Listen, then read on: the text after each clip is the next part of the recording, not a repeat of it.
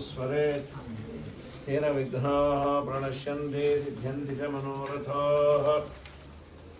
नारायणाय परिपूर्णगुणार्णवाय विश्वोदयस्थितिलयोन्नियतिप्रदाय ज्ञानप्रदाय विबुधा सुरसौख्यदुःखसत्कारणाय वितताय नमो नमस्ते। द्वैपायनोष्टपुटनिःसृतमप्रमेयं पुण्यं पवित्रमतपापहरं शिवं च यो भारतं समधिगच्छति वाच्यमानं किं तस्य पुष्करजलैः अभिषेचनेन।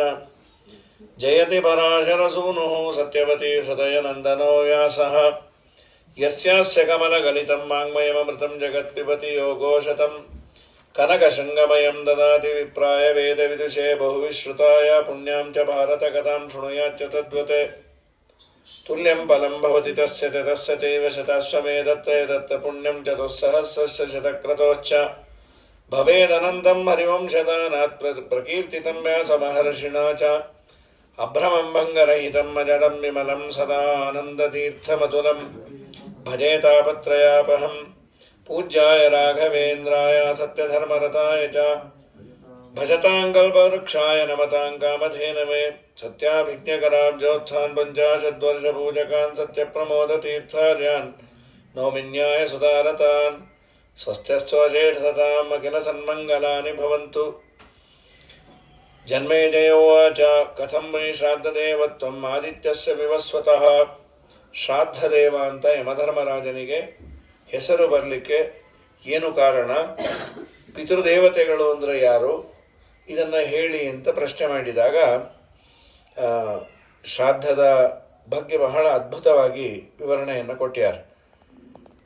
ಅವಶ್ಯ ಹೇಳ್ತೀನಿ ಕೇಳು. ಇದನ್ನು ನಾನು ಹೊಸದಾಗಿ ಏನು ಹೇಳೋದು ಬೇಕಾಗಿಲ್ಲ, ಆಲ್ರೆಡಿ ಈ ಸಂವಾದ ಆಗಿದೆ ಅಂತ. ಸಾಮಾನ್ಯವಾಗಿ ಹಿಂದೆ ಇದನ್ನು ಮಾಡಿದ್ದಾರೆ ಅಂದರೆ ಅದಕ್ಕೆ ವ್ಯಾಲಿಡಿಟಿ ಹೆಚ್ಚು. ನಾನೇ ಪ್ರಾರಂಭ ಮಾಡಿದ್ದೇನೆ ಅಂದರೆ ಅದಕ್ಕೆ ಫೈಲ್ಯೂರ್ಸು ಇರಬಹುದು. ಇದಕ್ಕೆ ಹಿಂದೆ ಯಾರು ಮಾಡಿದ್ದಾರೆ ಅನ್ನೋದು. ಹಿಂದೆ ಇದೇ ಪ್ರಶ್ನೆ ಧರ್ಮರಾಜನಿಗೆ ಬಂದಿತ್ತು. ಶರಶೈಯಲ್ಲಿ ಮಲಗಿದಂತಹ ಭೀಷ್ಮಾಚಾರ್ಯರನ್ನು ಧರ್ಮರಾಜ ಪ್ರಶ್ನೆ ಮಾಡಿದ್ದಾನೆ. ವಾಸ್ತವಿಕವಾಗಿ ಶ್ರಾದ್ದದೇವ ಅಂತ ಯಮಧರ್ಮರಾಜನನ್ನು ಕರೆಯೋದು. ಆ ಯಮಧರ್ಮರಾಜನ ಅವತಾರನಾದಂತಹ ಧರ್ಮರಾಜನೇ ನಿಮ್ಮೆಲ್ಲರ ಸಲುವಾಗಿ ಪ್ರಶ್ನೆಯನ್ನು ಮಾಡಿದ್ದಾರೆ. ಆ ಪ್ರಶ್ನೆ ಅಪೃಚ್ಛತ್ ಧರ್ಮರಾಜೋ ಹಿ ಶರತಲ್ಪಗತಂ ಪುರ ಏವಮೇವ ಪುರ ಪೃಷ್ಟಂ ಯನ್ಮಾಂ ತ್ವಂ ಪರಿಪೃಚ್ಛಸಿ. ಏನು ಯುಧಿಷ್ಠಿರ ಕೇಳಿದ ಪ್ರಶ್ನೆ ಅಂದರೆ ಡೈರೆಕ್ಟ್ ಶ್ರಾದ್ದ ಹೇಗೆ ಮಾಡಬೇಕು ಅಂತ ಕೇಳಲೇ ಇಲ್ಲ ಅವನು. ನಮ್ಮ ಪ್ರಶ್ನೆಯನ್ನೇ ಮಾಡಿದ. ಆ ಕಾಲದಲ್ಲಿರುವ ಎಲ್ಲ ಕಂಫರ್ಟಬಿಲಿಟೀಸು ನನಗಿರಬೇಕು, ಯಾವ ಕೊರತೆ ಇರಬಾರ್ದು ಅನ್ನೋದಕ್ಕೆ ಏನು ಮಾಡಬೇಕು. ಎಲ್ಲರ ಬಯಕೆ ಅದೇ ಅಲ್ವಾ. 2026ರಲ್ಲಿ ಯಾವುದು ಲಕ್ಸುರಿಯೋ ಅದು ನನಗೆ ಬೇಕು. 1900ನೇ ಇಸ್ವಿಲಿ ಸೈಕಲ್ ಇಟ್ಕೊಂಡು ಶ್ರೀಮಂತ. ಈಗ ನನಗೆ ಸೈಕಲ್ ಕೊಟ್ಟರೆ ಬೇಡ ನೀನೇ ಇಟ್ಕೊಂತೀವಿ. ಆ ಕಾಲದಲ್ಲಿ ಪುಷ್ಟಿಕಾಮೇನ ಅಂದರೆ ರೋಟಿ ಮಕಾನ್ ಅವ್ರ ಕಪಡ, ಅದು ಸರ್ಕಾರದ ದೃಷ್ಟಿಯಲ್ಲಿ. ನನ್ನ ಮನೆಯಲ್ಲಿ ಹೊಟ್ಟೆ ತುಂಬ ಅನ್ನ, ಆಹಾರ, ಆರೋಗ್ಯ, ಯಾವ ಕೊರತೆ ಇಲ್ಲದಷ್ಟು ಒಂದಿಷ್ಟು ದುಡ್ಡು ಕಾಸು, ಏನು ಮಾನ ಮರ್ಯಾದೆ ಇವೆಲ್ಲ ಬೇಕು. ಪುಷ್ಟಿಕಾಮೇನ, ಪುಷ್ಟಿ ಅಂತಾರೆ, ಪುಷ್ಟರಾಗಿ ಇರಬೇಕು. ಪುಷ್ಟಿಕಾಮೇನ ಧರ್ಮಜ್ಞ ಕಥಂ ಪುಷ್ಟಿರವಾಪ್ಯತೆ. ಪುಷ್ಟಿಯನ್ನು ಪಡೆಯುವ ಬಗೆ ಹೇಗೆ? ಏನಾದರೂ ಒಂದು ದೇವರ ಆರಾಧನೆ ಇದೆಯಾ, ಪೂಜೆ ಇದೆಯಾ? ಏತದಿಚ್ಛಾಮಿ ವಿಜ್ಞಾತುಂ ಕಿಂ ಕುರ್ವಾಣೋ ನ ಶೋಚತಿ. ಯಾವುದನ್ನು ಮಾಡುವುದರಿಂದ ಜೀವನದಲ್ಲಿ ಶೋಕ ಇಲ್ಲದೆ ಇರೋದು, ದುಃಖ ಇಲ್ಲದೆ ನಗನಗತಾ ಇರಲಿಕ್ಕೆ ಏನು ಮಾಡಬೇಕು? ಶ್ರೀಮಂತಿಕೆಯೋ ಬಡತನವೋ ಅದು ಆಮೇಲಿಂದು. ನಿಜವಾಗ್ಲೂ ಇರಬೇಕಾದದ್ದು ಪ್ರಾಮಾಣಿಕವಾಗಿ ಸಂತೋಷದ ನಗು. ಈಗ ನಾವು ಅನಿವಾರ್ಯವಾಗಿ ನಗ್ತೀವಿ, ಅವ್ರು ಏನು ಅನ್ಕೋತಾರೋ ಅಂಥೇಳಿ ಸೀರಿಯಸ್ ಆಗಿ ನಗೋದಲ್ಲ, ಅದು ಮನಪೂರ್ವಕವಾಗಿ ನಗೋದು ಅಂತೇನಿದೆ ಅದು ಏನು. ಏನಿಲ್ಲದೆ ದುಃಖ ಇಲ್ಲದೆ ಇರಬೇಕು ಅಂದರೆ ಏನು ಮಾಡಬೇಕು ಅಂತ ಪ್ರಶ್ನೆ. ಅದಕ್ಕೆ ಭೀಷ್ಮ ಉವಾಚ ಶ್ರಾದ್ದೈ ಪ್ರೀಣಾತಿ ಪಿತೃಂ ಸರ್ವಕಾಮ ಫಲೈ ಸಹ. ತಂದೆ ತಾಯಿಗಳ ಶ್ರಾದ್ದವನ್ನು ಯಾರು ಚೆನ್ನಾಗಿ ಮಾಡ್ತಾರೆ, ಆ ಪಿತೃದೇವತೆಗಳ ಆರಾಧನೆ ಮಾಡಿ ಅವರ ಪ್ರೀತಿ ಸಂಪಾದನೆ ಮಾಡ್ತಾರೆ, ಅವರಿಗೆ ಪಿತೃದೇವತೆಗಳು ಎಲ್ಲವನ್ನ ಒದಗಿಸ್ತಾರೆ. ಸ್ವಲ್ಪ ಪಿತೃದೇವತೆಗಳು ಬೇಗ ಪ್ರೀತರಾಗಿ ಕೊಡೋದು ಹೆಚ್ಚು. ಇನ್ನು ಫೈನಲ್ ಕನ್ಕ್ಲೂಷನ್ ಒಂದು ಮಾತಂತಾರೆ, ಒಂದು ವೇಳೆ ದೇವ್ರ ಪೂಜೆ ಬಿಟ್ಟರು ಪರವಾಗಿಲ್ಲ, ತಂದೆ ತಾಯಿ ಶ್ರಾದ್ದ ಬಿಡಬೇಡ ಅಂತ. ದೇವ್ರ ಪೂಜೆ ಬಿಡಲಿಕ್ಕೆ ಇದು ಪ್ರಮಾಣ ಅಲ್ಲ. ಮತ್ತೆ ಹರಿವಂಶದಲ್ಲಿ ಹೇಳಿದ್ದಾರೆ ದೇವ್ರ ಪೂಜೆ ಬಿಡು ಅಂತ. ಶ್ರಾದ್ದ ಅದು ಆಲ್ರೆಡಿ ಬಿಟ್ಟೇ ಇದ್ದೆ, ದೇವ್ರ ಪೂಜೆನೂ ಬಿಟ್ಟುಬಿಟ್ಟೆ ಅಂತ. ಅದರ ನೆಕ್ಸ್ಟ್ ಶ್ಲೋಕ ನಾನು ತೊಗೊಂಬೋದಿಲ್ಲ. ತಾತ್ಪರ್ಯ ಏನು ಅಂದರೆ, ಇವತ್ತು ನಾನು ಅನಂತನ ಹಬ್ಬವೋ ವರಮಹಾಲಕ್ಷ್ಮಿಯೋ ಇವತ್ತು ಮಾಡಲಿಕ್ಕಾಗಲಿಲ್ಲ ಅಂತಂದರೆ ಮತ್ತೆ ಇನ್ನೊಂದು ತಿಂಗಳು ಬಿಟ್ಟು ಆಶ್ವೀಜದಲ್ಲಿ ಮಾಡ್ತಾರೆ. ಹಾಗೆ ಇವತ್ತು ಆಗಲಿಲ್ಲ ಅಪ್ಪನ ಶ್ರಾದ್ದ, ಎದ್ದಿದ್ದು ಲೇಟು, ಅದಕ್ಕೆ ಮುಂದಿನ ವಾರ ನೋಡೋಣ ಅನ್ಬೇಡ. ಶ್ರಾದ್ದದ ದಿವಸವೇ ಅದನ್ನು ಶ್ರದ್ಧೆಯಿಂದ ಮಾಡು. ಪುಷ್ಟಿಕಾಮಸ್ಯ ಪುಷ್ಟಿಂಚ ಪ್ರಯಚ್ಛಂತಿ. ಏನು ಬರೀ ಪುಷ್ಟಿ ಅಷ್ಟೇ ಇಲ್ಲ, ಪಿತರೋ ಧರ್ಮ ಕಾಮಸ್ಯ, ನೀನು ಧಾರ್ಮಿಕವಾಗಿ ಬದುಕಬೇಕು ಅಂತಂದರೆ ಆ ವಾತಾವರಣ ಸಿಗುವಂತೆ ನಿನಗೆ ಮಾಡ್ತಾರೆ. ಪ್ರಜಾಕಾಮಸ್ಯ ವೈ ಪ್ರಜಾಹ, ಒಳ್ಳೆ ಮಕ್ಕಳು ಬೇಕು ಅಂತಂದರೆ ಮಕ್ಕಳನ್ನು ಕೊಡ್ತಾರೆ. ಪುಷ್ಟಿಕಾಮಸ್ಯ, ಒಳ್ಳೆ ಪುಷ್ಟನಾಗಿ ಇರಬೇಕು, ಅದನ್ನೂ ಅವರು ಕೊಡ್ತಾರೆ. ಹೇಗೆ ಏನು ಎತ್ತ ಅಂತ ಇವನು ಕೇಳ್ದ. ಯುಧಿಷ್ಠಿರನ ಮುಂದಿನ ಪ್ರಶ್ನೆ ಏನು ಅಂತಂದರೆ, ಸ್ವಾಮಿ ನಾನು ಇದನ್ನು ನಂಬೋದಿಲ್ಲ ಅಂದ. ಯಾಕೆ? ನೀವು ಹೇಳುವಂತೆ ನನಗೆ ಕೊಡೋರು ಶ್ರೀಮಂತರಾದರೆ ನನಗೇನಾದರೂ ಕೊಡ್ಬೋದು, ಸ್ವಯಂ ಅವರೇ ಕಷ್ಟಪಡ್ತಾ ಇದ್ದರೆ ನನಗೇನು ಕೊಡ್ತಾರೆ? ಹಾಗಾಗಿ ನೋಡಿ, ಹೋದವರೆಲ್ಲರೂ ದೇವತೆಗಳಲ್ಲ. ಕೆಲವರು ಸ್ವರ್ಗಕ್ಕೆ ಹೋಗಿರ್ತಾರೆ, ಕೆಲವರು ನರಕಕ್ಕೆ ಹೋಗಿರ್ತಾರೆ. ನರಕದಲ್ಲಿ ಇದ್ದಾಗ ಅವರನ್ನು ಹೋಗಿ ನಾವು ಪ್ಲೀಸ್ ಮಾಡಿದ್ರೆ, ಸಾರ್ ನಮಗೇನಾದರೂ ಕೊಡ್ರಿ ಅಂತಂದ್ರೆ, ಅಯ್ಯ ನಾನೇ ಸಾಯ್ತಾ ಇದ್ದೀನಿ ಸುಮ್ಮನಿರಯ್ಯ ಅಂತಾರ. ವರ್ತಂತೆ ಪಿತರ ಸ್ವರ್ಗೆ ಕೇಶಾಂಚಿನ್ ನರಕೆ ಪುನಃ. ಕೆಲವರು ನರಕದಲ್ಲಿರ್ತಾರೆ, ಕೆಲವರು ಸ್ವರ್ಗದಲ್ಲಿರ್ತಾರೆ. ಈ ಸ್ವರ್ಗ ನರಕದಕ್ಕಿಂತ ಇನ್ನೂ ಹೆಚ್ಚಿಂದ ಯಾವುದೋ ಪ್ರಾಣಿಯಾಗಿ ಅವ್ರಿಗೆ ಹೊತ್ತಿಗೆ ಊಟ ಇಲ್ಲದೆ ತಿಂಡಿ ಇಲ್ಲದೆ ನಾಯಿಯೋ ನರಿಯೋ ಹೀಗಾಗಿದ್ದರೆ ಅವ್ರು ನಮಗೇನು ಕೊಡ್ತಾರೆ? ಪ್ರಾಣಿನಾಂ ನಿಯತಂ ಯುಕ್ತಂ ಕರ್ಮಜಂಪನ ಮುಚ್ಚತೆ. ಅವರವರ ಕರ್ಮಾನುಸಾರವಾಗಿ ದೇವರು ದೇಹವನ್ನು ಅಲಾಟ್ ಮಾಡಿರ್ತಾನೆ. ಇವ್ರು ನಮಗೆ ಕೊಡೋದು ಹೇಗೆ? ಶ್ರಾದ್ದಾನಿ ಚೇಹ ಕೊರುವಂತೆ. ಇದರ ನೆಕ್ಸ್ಟ್, ನಾವು ಶ್ರಾದ್ದವನ್ನು ಮಾಡೋದು ಭೂಲೋಕದಲ್ಲಿ ನಮ್ಮ ಮನೆಯಲ್ಲೋ ಮಠದಲ್ಲೋ ಇಲ್ಲೆಲ್ಲೋ ಮಾಡ್ತೀವಿ. ಅವರೆಲ್ಲಿದ್ದಾರೋ ನಾವೆಲ್ಲಿದ್ದೀವೋ ಯಾರಿಗೇನು ಗೊತ್ತು? ಯಾರಿಗ್ಯಾರೋ ಪುರಂದರ ವಿಠಲ. ನೀವು ಸುಮ್ಮನೆ ಪುರೋಹಿತರು ನಿಮ್ಮ ಹೊಟ್ಟೆ ತುಂಬಿಸಿಕೊಳ್ಳೋ ಸಲುವಾಗಿ ನೀವು ಈ ವ್ಯವಸ್ಥೆ ಮಾಡ್ಕೊಂಡಿದ್ದೀರಿ. ನಮ್ಮ ಎಡಪಂಥೀಯರೆಲ್ಲ ನಮ್ಮನ್ನು ಬೈತಾರಲ್ಲ, ನೀವೆಲ್ಲ ಈ ವ್ಯವಸ್ಥೆ ಮಾಡಿಕೊಂಡಿದ್ದೀರಿ. ಬನ್ನಿ ಮೇಲೆ ಕೊಡ್ರಿ. ನೀವು ಈ ವ್ಯವಸ್ಥೆಯನ್ನು ಮಾಡಿಕೊಂಡಿದ್ದೀರಿ. ಏನದು ವ್ಯವಸ್ಥೆ? ಏನಿಲ್ಲ, 300 ಮನೆಯನ್ನು ನೀವು ವ್ಯವಸ್ಥೆ ಮಾಡ್ಕೊಂಡ್ಬಿಟ್ರಿ ಶ್ರಾದ್ದಕ್ಕೆ ಅಂದರೆ ವರ್ಷ ಪೂರ್ಣ ನಡೆದೋಗುತ್ತೆ, ಹೋದವ್ರಿಗೆ ತಲುಪತ್ತೆ ಮಾಡತ್ತೆ ಅಂತ ನೀವು ಮಾಡಿಕೊಂಡು ನೋಡಿ.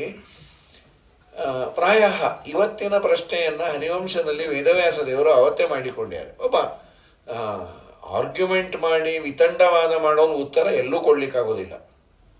ಶಾಸ್ತ್ರದಲ್ಲಿ ನಿಜವಾಗಲೂ ತಿಳಿಯಬೇಕು ಅನ್ನೋ ಬಯಕೆ ಇದ್ದವನಿಗೆ ಮಾತ್ರ ದಂಡಿಸ್ಬೋದೇ ವಿನಃ ನೀನು ಏನು ಹೇಳಿದ್ರೂ ನಾನು ತಪ್ಪು ಅಂತೇನೆ ಆರ್ಗ್ಯುಮೆಂಟ್ ಮಾಡ್ತೇನೆ ಅಂತಂದರೆ ಅವನನ್ನು ಸ್ವಯಂ ಶ್ರೀಮದಾಚಾರ್ಯರು ಏನೂ ಮಾಡ್ಲಿಕ್ಕೆ ಹೋಗೋದಿಲ್ಲ. ನೀ ತಿಳ್ಕೊಂಡಿದ್ದೆ ಸರಿ ಅಂದ್ಬಿಟ್ಟು ಹೊರಟೋಗ್ತಾರೆ. ನೀನು ನಿಜವಾಗಲೂ ತಿಳಿಯಬೇಕು ಅನ್ನೋದಿದ್ದರೆ ಕನ್ವಿನ್ಸಿಂಗ್ ಆಗಿ ಅದಕ್ಕೆ ಪ್ರಮಾಣಗಳನ್ನು ಕೊಟ್ಟು ಬೇಕಾದ್ರೆ ಮಾಡಬಹುದು. ಇಲ್ಲಿ ತಿಳಿಯುವ ದೃಷ್ಟಿಯಿಂದ ಪ್ರಶ್ನೆ ಮಾಡಿದ್ದರಿಂದ ಅವಶ್ಯ ನಿನಗೆ ಹೇಳ್ತೇನೆ. ನೀನೇನು ಕೇಳ್ತಾ ಇದ್ದೀ? ಶ್ರಾದ್ದಾನಿ ಚೇಹ ಕುರುವಂತಿ ಬಲಕಾಮ ನ ಸಂಶಯ ಅಭಿಸಂದಾಯ ಪಿತರಂ ಪಿತುಶ್ಚ ಪಿತರಂ ತಥ. ಸಾಮಾನ್ಯವಾಗಿ ಶ್ರಾದ್ದ ಮಾಡಬೇಕಾದ್ರೆ ತಂದೆ, ಹೋದ ತಂದೆ, ತಾತ, ಮುತ್ತಾತ. ಸಾಮಾನ್ಯವಾಗಿ ಅಂತ ಯಾಕೆ ಮಾತಾಡಿದ್ದು ಅಂದರೆ, ತಂದೆ ಹೋಗಿದ್ದಾನೆ, ತಾತ ಇದ್ದಾನೆ ಅಂದರೆ ಅವನನ್ನು ಬಿಟ್ಟು ಮುಂದೆ ಮುತ್ತಾತ, ಕೋಲ್ತಾತ ಹಾಗೆ ಮಾಡಬೇಕು ಅಂತ. ತಾನಿ ಶ್ರಾದ್ದಾನಿ ದತ್ತಾನಿ ಪಿತು ಪಿತಾಮಹಂ ಚೈವ ತ್ರಿಷು ಪಿಂಡೇಶು ನಿತ್ಯದ ತಾನಿ ಶ್ರಾದ್ದಾನಿ ದತ್ತಾನಿ ಕಥಂ ಗಚ್ಚಂತಿ ವೈ ಪಿತೃನ್. ಇವನು ಮಾಡಿದ ಈ ಶ್ರಾದ್ದ ಅವ್ರಿಗೆಲ್ಲಿ ಹೋಗಿ ತಲುಪತ್ತೆ? ಕಥಂಚ ಶಕ್ತಾಶ್ಚೇದಾತು ನರಕಸ್ಥ ಕಥಂ ಪುನಃ. ನರಕದಲ್ಲಿದ್ದವರು ನಮಗೆ ಹೇಗೆ ಕೊಡ್ತಾರೆ?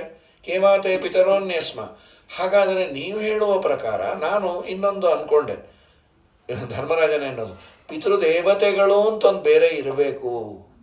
ಹೋದವರು ದೇವತೆಗಳಲ್ಲ, ಪಿತೃದೇವತೆಗಳು ಅಂತ ಬೇರೆ ಇರಬೇಕು. ಅವ್ರು ನಮಗೆ ಕೊಡ್ತಾರಾ? ದಯಮಾಡಿ ಆ ಡೀಟೇಲ್ಸನ್ನು ಹೇಳಿ. ಕೇವಾತೆ ಪಿತರೋ ಅನ್ಯಸ್ಮ ಕಾನ್ಯಜಾಮೋ ವಯಂ ಪುನಃ. ನಾವು ಯಾರ ಪೂಜೆ ಮಾಡ್ತೀವಿ? ದೇವಾಪಿ ಪಿತರೋನ್ ಸ್ವರ್ಗೆ. ಇದಕ್ಕಿನ್ನ ಹೆಚ್ಚಿನದು ನನಗೊಂದು ಆಶ್ಚರ್ಯ ಏನು ಅಂದರೆ, ಅವನು ಧರ್ಮರಾಜ ಕೇಳೋದು, ದೇವತೆಗಳು ಪಿತೃದೇವತೆಗಳ ಪೂಜೆ ಮಾಡ್ತಾರಂತೆ. ಅವ್ರಿಗೇನು ಅನಿವಾರ್ಯತೆ ಇದೆ?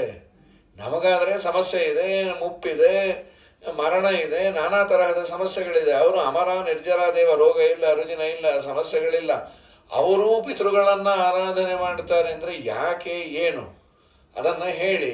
ದೇವಾಪಿ ಪಿತೃನ್ ಸರ್ಗೆ ಯಜಂತಿ ಹೀನ ಶ್ರುತಂ ಏತದಿಚ್ಛಾಮ್ಯಹಂ ಶ್ರೋತಂ ವಿಸ್ತರೇಣ ಮಹಾದ್ಯುತೆ ಅಂದಾಗ ಅವಶ್ಯವಾಗಿ ಹೇಳ್ತೇನೆ, ಕೇಳು. ಅತ್ರತೆ ಕೀರ್ತಯಿಷ್ಯಾಮಿ ಯಥಾಶ್ರುತಂ ಅರಿಂದಮ. ನಾನು ಕೇಳಿದ್ದನ್ನೇ ನಿನಗೆ ಹೇಳ್ತೇನೆ. ಏಚತೆ ಪಿತರೋ ಅಸ್ಮಾಕಂ ಯಾನ್ ಯಜಾಮೋ ವಯಂ ಪುನಃ, ಯಾರನ್ನು ನಾವು ದಿನ ಅಂದರೆ ಶ್ರಾದ್ದದಲ್ಲಿ ಪೂಜೆ ಮಾಡ್ತೇವೆ. ಪಿತ್ರಾಮಮ ಪುರಾಗೀತಂ ಲೋಕಾಂತರ ಗತೆ ನಮೈ. ನೋಡು, ಇದು ನನಗೂ ಗೊತ್ತಿರಲಿಲ್ಲ.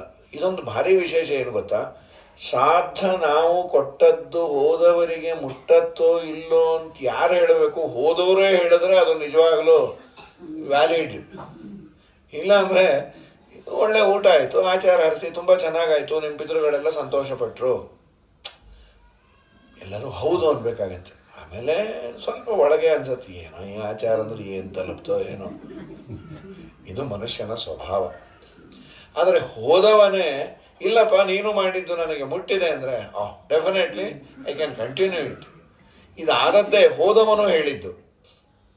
ಆ ಹೋದವರನ್ನೆಲ್ಲ ನಿಯಮನೆ ಮಾಡುವ ಯಮಧರ್ಮರಾಜನೇ ಕೇಳಿದ್ದು ಶಂತನುವಿನ ಶ್ರಾದ್ದ. ಅದನ್ನೇ ಹೇಳ್ತಾರೆ, ಶ್ರಾದ್ದ ಕಾಲೇ ಮಮ ಪಿತುಹು, ನನ್ನ ತಂದೆಯಾದ ಶಂತನುವಿನ ಶ್ರಾದ್ದವನ್ನು ಮಾಡ್ತಾ ಇದ್ದೆ. ಮಯಾ ಪಿಂಡ ಸಮುದ್ಯತಃ ತತಪಿತಾ ಸ್ವಹಸ್ತೇನ ಭಿತ್ವಾ ಭೂಮಿಂ ಮಯಾಚತ. ನಾನು ಶ್ರಾದ್ದ ಮಾಡುವ ಸಂದರ್ಭದಲ್ಲಿ ಇನ್ನೇನು ಪಿಂಡವನ್ನು ಇಡಬೇಕು ಅನ್ನುವುದರಲ್ಲಿ ಭೂಮಿ ಸೀಳಿಕೊಂಡು ನನ್ನ ಅಪ್ಪನ ಕೈ ಆಚೆ ಬಂತು. ನನ್ನ ಕೈಗೆ ಹಾಕು ಅಂತ ಶಬ್ದ ಕೇಳಿಸ್ತು, ವ್ಯಕ್ತಿ ಕಾಣಲಿಲ್ಲ. ನಾನು ಹಾಕೋದಿಲ್ಲ, ಪಿಂಡವನ್ನು ಕೈಯಲ್ಲಿ ಹಾಕಬಾರ್ದು, ದರ್ಭೆಯ ಮೇಲೆ ಇಡಬೇಕು. ಅಪ್ಪ ಇದು ಯಾರದೋ ಕೈಯಲ್ಲ, ಇದು ಈ ಕೈ ಯಾರ್ದು ಗೊತ್ತಾಯ್ತಾ ಅಂತ ಮತ್ತೆ ಪ್ರಶ್ನೆ ಕೇಳಿತು ಶರೀರವಾಣಿ. ನಾನು ಹೇಳಿದೆ ನನ್ನ ಅಪ್ಪನ ಕೈ ಅಂತ. ಬರೀ ಕೈಯನ್ನು ನೋಡಿ ಅಪ್ಪಂದೆ ಅಂತ ಹೇಗೆ ತಿಳ್ಕೊಳ್ತೀವಿ? ಆ ಕೈಯಲ್ಲಿ ನನ್ನನ್ನು ನೀನು ಪುಟ್ಟ ಮಗುವಿಂದ ಆಡಿಸಿದೆ, ಅದು ಗೊತ್ತು, ರಾಜಮುದ್ರಿಕೆಗಳು ಇದೆ, ಇದು ಶಂತನುವಿನ ಕೈ ಅಂತ ನಂಗೆ ಕನ್ಫರ್ಮು ಅಂತ ಹೇಳಿದ್ರು. ಬಹಳ ಸಂತೋಷ ಆಗೋಯ್ತು ಶಂತನುವಿಗೆ. ಅಪ್ಪನ ಕೈಯೇ ಅಂತ ಗೊತ್ತಿದ್ದರೂ ಅದು ಮೇಲೆ ಬಂದಾಗ ಅದರಲ್ಲಿ ಪಿಂಡವನ್ನು ಹಾಕದೆ ಶಾಸ್ತ್ರದ ಪ್ಯಾರಾಮೀಟರ್ಸನ್ನು ಚೂರೂ ಬಿಟ್ಟಿಲ್ಲಲ್ಲ. ಶ್ರಾದ್ದದಲ್ಲಿ ಪಿಂಡವನ್ನು ದರ್ಭೆಯ ಮೇಲೆ ಇಡಬೇಕು ಅಂತಿದೆ, ನಾನು ದರ್ಭೆಯ ಮೇಲೆ ಇಡ್ತೀನಿ. ಕುಶೇಶ್ವೇವ ತತಪಿಂಡಾನ್ ದತ್ತವಾನ್ ಅವಿಚಾರಯನ್, ಏನೂ ವಿಚಾರ ಮಾಡದೆ ನನಗೆ ಶಾಸ್ತ್ರ ಹೇಳಿದ್ದನ್ನು ನಾನು ಕೇಳಬೇಕು ಅಂತ ಇಟ್ಟೆ. ಆಗ ನನ್ನಪ್ಪ ಕೋಪ ಮಾಡಿಕೊಳ್ಳದೆ ತುಂಬ ಹೊಗಳ್ದ. ಇಂಥ ಮಗನನ್ನು ಪಡೆದದ್ದು ನಾನು ನಿಜವಾಗಲೂ ಪುಣ್ಯವಂತ. ಯಾಕೆ ಅಂದರೆ ಅಪ್ಪನ ಕೈ ಬಂದರೆ ಶೇಕ್ ಹ್ಯಾಂಡ್ ಕೊಟ್ಟು ಕಂಗ್ರ್ಯಾಚುಲೇಷನ್ಸ್ ಅಂತ ಎದ್ದು ಬಿಡೋದೇ ಇನ್ನು ಶ್ರಾದ್ದದ ಉದ್ಯಾಪನೆ. ಅಂಥದ್ದು ನೀನು ಮತ್ತೆ ತತಪಿತಾಮೇ ಸುಪ್ರೀತೋ ವಾಚಾ ಮಧುರಯಾತದ, ಒಳ್ಳೆ ಮಧುರವಾದ ಮಾತಿನಿಂದ ತುಂಬ ಸಂತೋಷ ಆಯ್ತಪ್ಪ. ತ್ವಯಾ ದಾಯಾದ ನಸ್ಮಿ ಕೃತಾರ್ಥೋ ಅಮುತ್ರ ಚೇಹ ಚ. ನೋಡು, ನಾನು ಎಲ್ಲ ತಿಳಿದಿದ ನಿನ್ನ ಸತ್ಪುತ್ರನಿಂದ ಕೃತಾರ್ಥನಾಗಿದ್ದೇನೆ.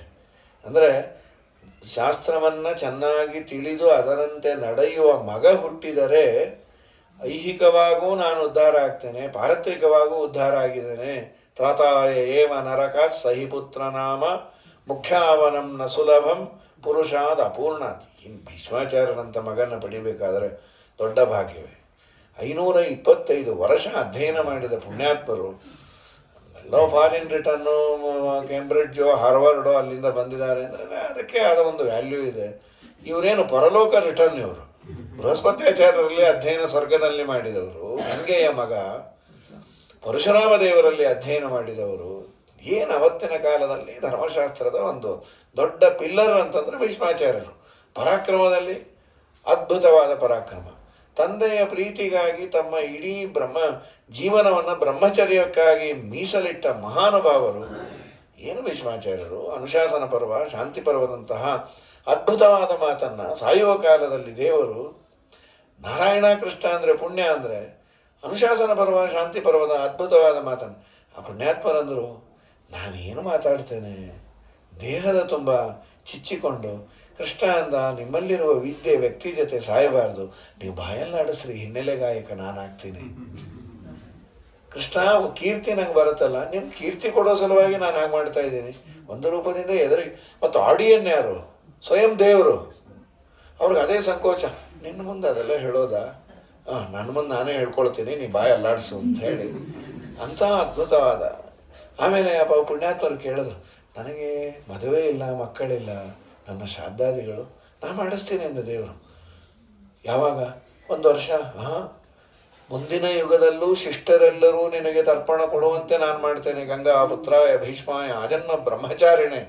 ಇವತ್ತಿಗೂ ಭೀಷ್ಮಾಷ್ಟಮಿ ದಿವಸ ತಂದೆ ಇದ್ದವರು ಕೂಡ ಅಕ್ಕಿಯಿಂದ ತರ್ಪಣ ಕೊಡಬೇಕು ಅಂತ ಶಾಸ್ತ್ರ ವಿಧಾನ ಮಾಡಿದೆ. ತಂದೆ ಇಲ್ಲದೆ ಇದ್ದವರು ತಿಲತರ್ಪಣವನ್ನೇ ಕೊಡಬೇಕು. ಯಾಕೆಂದರೆ ಭೀಷ್ಮ ನಿಮ್ಮ ಅಪ್ಪ ಅಂತ ಶಾಸ್ತ್ರ ಹೇಳ್ತು. ಇನ್ನು ತಂದೆ ಇದ್ದವರು ಅವರೂ ಕೂಡ ನೀವು ಶಿಷ್ಟರಾಗಿದ್ದರೆ ಅಕ್ಕಿಯಿಂದ ಕೊಡು. ಅಂದರೆ ಇಂಥ ದೊಡ್ಡ ವ್ಯಕ್ತಿತ್ವವನ್ನು ಅವರ ಜೀವನದಲ್ಲಿ ತ್ಯಾಗ ಮಾಡಿದ್ದಕ್ಕೆ ದೇವರು ಕೊಟ್ಟದ್ದು ಇಷ್ಟು ದೊಡ್ಡ ಪೊಸಿಷನ್ನು. ಹಸ್ತಾಭರಣ ಪೂರ್ಣೇನ, ನಿನ್ನ ಕೈಯೇ ಅಂತ ಹೇಗೆ ಗೊತ್ತಾಯಿತು ಅಂದರೆ ಕೈಯಲ್ಲಿರುವ ಹಸ್ತಾಭರಣಗಳು, ಕೈಯೂರ ಇದನ್ನು ನೋಡಿ.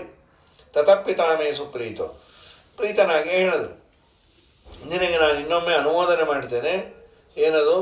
ಇಚ್ಛಾಮರಣಿ, ನೀ ಏನಾದರೂ ಪ್ರಶ್ನೆ ಇದ್ದರೆ ಕೇಳು ಅಂದಾಗ ಅದಕ್ಕೆ ಇವರು ಮತ್ತೆ ಕೇಳ್ತಾರೆ, ಸ್ವಾಮಿ ಯದಿತ್ವನುಗ್ರಹಂ ಭೂಯಃ ತತ್ತೋ ಅರ್ಹಾಮಿ ಮಹಾದ್ಯುತೆ ಪ್ರಶ್ನಂ ಇಚ್ಛಾಮಿ ವೈ ಕಿಂಚಿತೆ ವ್ಯಾಹೃತಂ ಭವತಾ ಸ್ವಯಂ.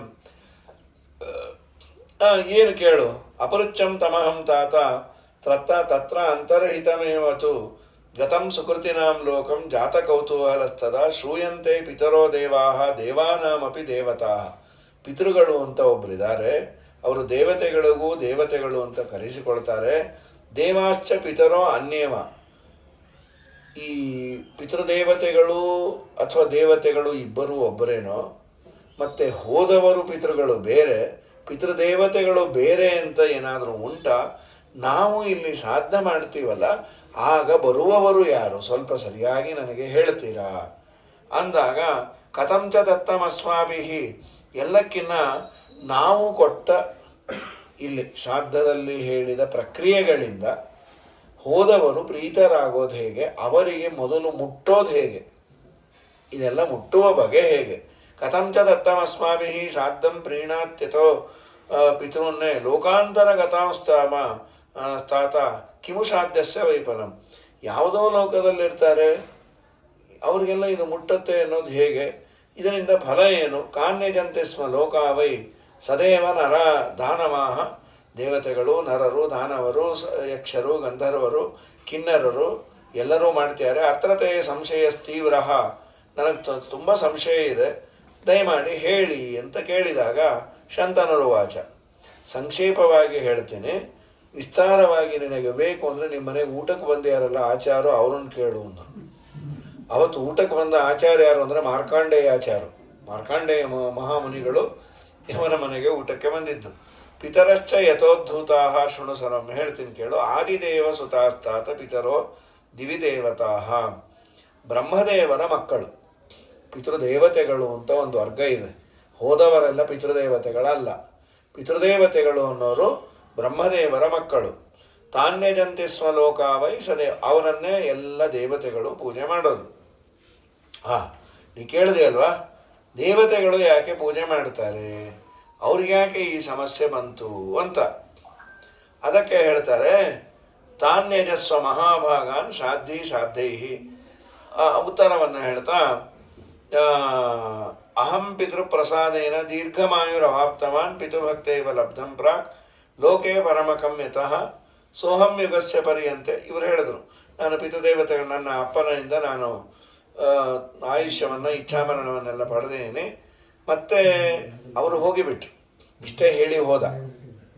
ನಂತರದಲ್ಲಿ ಮತ್ತೆ ಕೇಳ್ತಾರೆ ಮಾರ್ಕಾಂಡೇಯರನ್ನು, ಮಾರ್ಕಾಂಡೇಯರೇ ನಿಮಗೆ ಬಹಳ ನಾನು ತೊಂದರೆ ಕೊಡ್ತೇನೆ, ಏನು? ಸೋಹಂ, ನಾನು ನಿಮ್ಮನ್ನು ಕೇಳೋದೇನು ಅಂತಂದರೆ, ನಮ್ಮ ಅಪ್ಪ ಹೇಳಿದಾನೆ ನಿಮ್ಮನ್ನು ಕೇಳಿ ಅಂತ, ಈ ಪಿತೃದೇವತೆಗಳು ಯಾರು ಏನು ಅಂತ ಸ್ವಲ್ಪ ಹೇಳ್ತೀರಾ?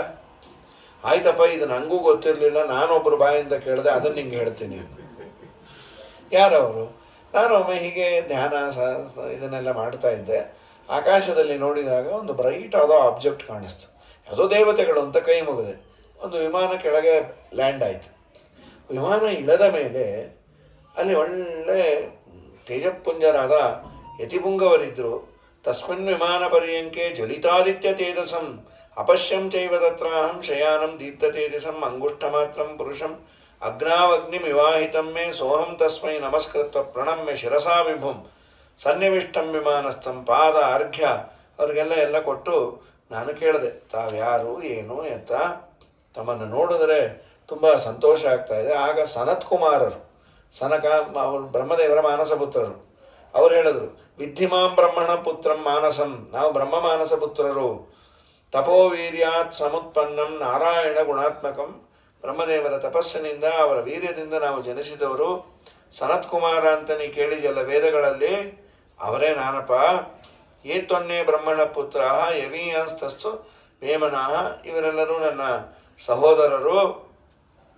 ಇದಾದ ಮೇಲೆ ಇನ್ನೂ ಬೇರೆ ಬೇರೆ ಮಕ್ಕಳಾಗಿದ್ದಾರೆ. ಕ್ರತು ವಸಿಷ್ಠ ಪುಲಹ ಪುಲಶ್ಚ, ಅಂದರೆ ನಾವೇ ಹಿರಿಯರು. ಆಮೇಲೆ ಇವರೆಲ್ಲ ಹುಟ್ಟಿದ್ದಾರೆ ಬ್ರಹ್ಮದೇವರ ಮಕ್ಕಳಾಗಿ. ವಯಂತು ಯತಿಧರ್ಮಾಣ, ನಾವೆಲ್ಲ ಯತಿಗಳು. ಹಾಗಾಗಿ ಪ್ರಜಾಂ ಕಾಮಂಚ ಧರ್ಮಂಚ ವ್ಯವಹಾಯ ಮಹಾಮನೆ, ನಾವು ಪ್ರಜಾ ಕಾಮನೆಗಳನ್ನು ಬಿಟ್ಟು ಕೇವಲ ಧ್ಯಾನ ಮಾರ್ಗದಲ್ಲಿ ಇದ್ದೀವಿ ಅಂತಂದರು. ಆವಾಗ ನಾನು ಕೇಳಿದೆ, ನಮಗೊಂದು ಸಂಶಯ ಇದೆ, ಅದನ್ನು ಪರಿಹಾರ ಮಾಡಿ. ಪಿತೃಗಳು ಅಂದರೆ ಯಾರು, ಏನು ಎತ್ತ ಅಂದಾಗ ಹೇಳ್ತಾರೆ, ದೇವತೆಗಳನ್ನು ಬ್ರಹ್ಮದೇವರು ಮುಖದಿಂದ ಸೃಷ್ಟಿ ಮಾಡಿದರು, ಪಿತೃದೇವತೆಗಳನ್ನು ವಕ್ಷಸ್ಥಳದಿಂದ ಸೃಷ್ಟಿ ಮಾಡಿ ಒಬ್ಬೊಬ್ಬರಿಗೆ ಒಂದೊಂದು ಡ್ಯೂಟಿ ಕೊಟ್ಟರು. ದೇವತೆಗಳಿಗೆ ಬ್ರಹ್ಮದೇವರು ಅಲಾಟ್ ಮಾಡಿದ ಡ್ಯೂಟಿ ಅಂದರೆ, ನೀವು ದೇವರ ಆರಾಧನೆಯನ್ನು ಮಾಡಿ, ದೇವರ ಪೂಜೆಯನ್ನು ಮಾಡಿ, ಅದೇ ಡ್ಯೂಟಿ ಅಂತ. ಈ ಸಾಮಾನ್ಯ ದೇವರ ಪೂಜೆಯಿಂದ ಏನು ಅಂತೀವಿ ನಾವು, ದೇವರ ಪೂಜೆ ಮಾಡಿದ ಮುಂದೆ ಇಲ್ಲ ಒಂದು 15-20 ಸಾವಿರ ರೂಪಾಯಿ ಸಂಬಳ ಕೊಡ್ತಾರೆ, ಅದಲ್ಲಂತೆ ದೇವರ ಪೂಜೆನೇ ಸಂಬಳ ಅಂತ.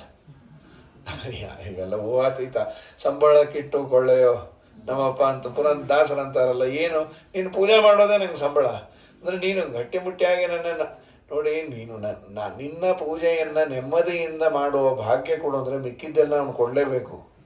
ಇವು ನೆಮ್ಮದಿಗೆ ಆರೋಗ್ಯ ಕೊಡಬೇಕು, ನೆಮ್ಮದಿಗೆ ಒಂದಿಷ್ಟು ಅನ್ನ ಆಹಾರ ಕೊಡಬೇಕು.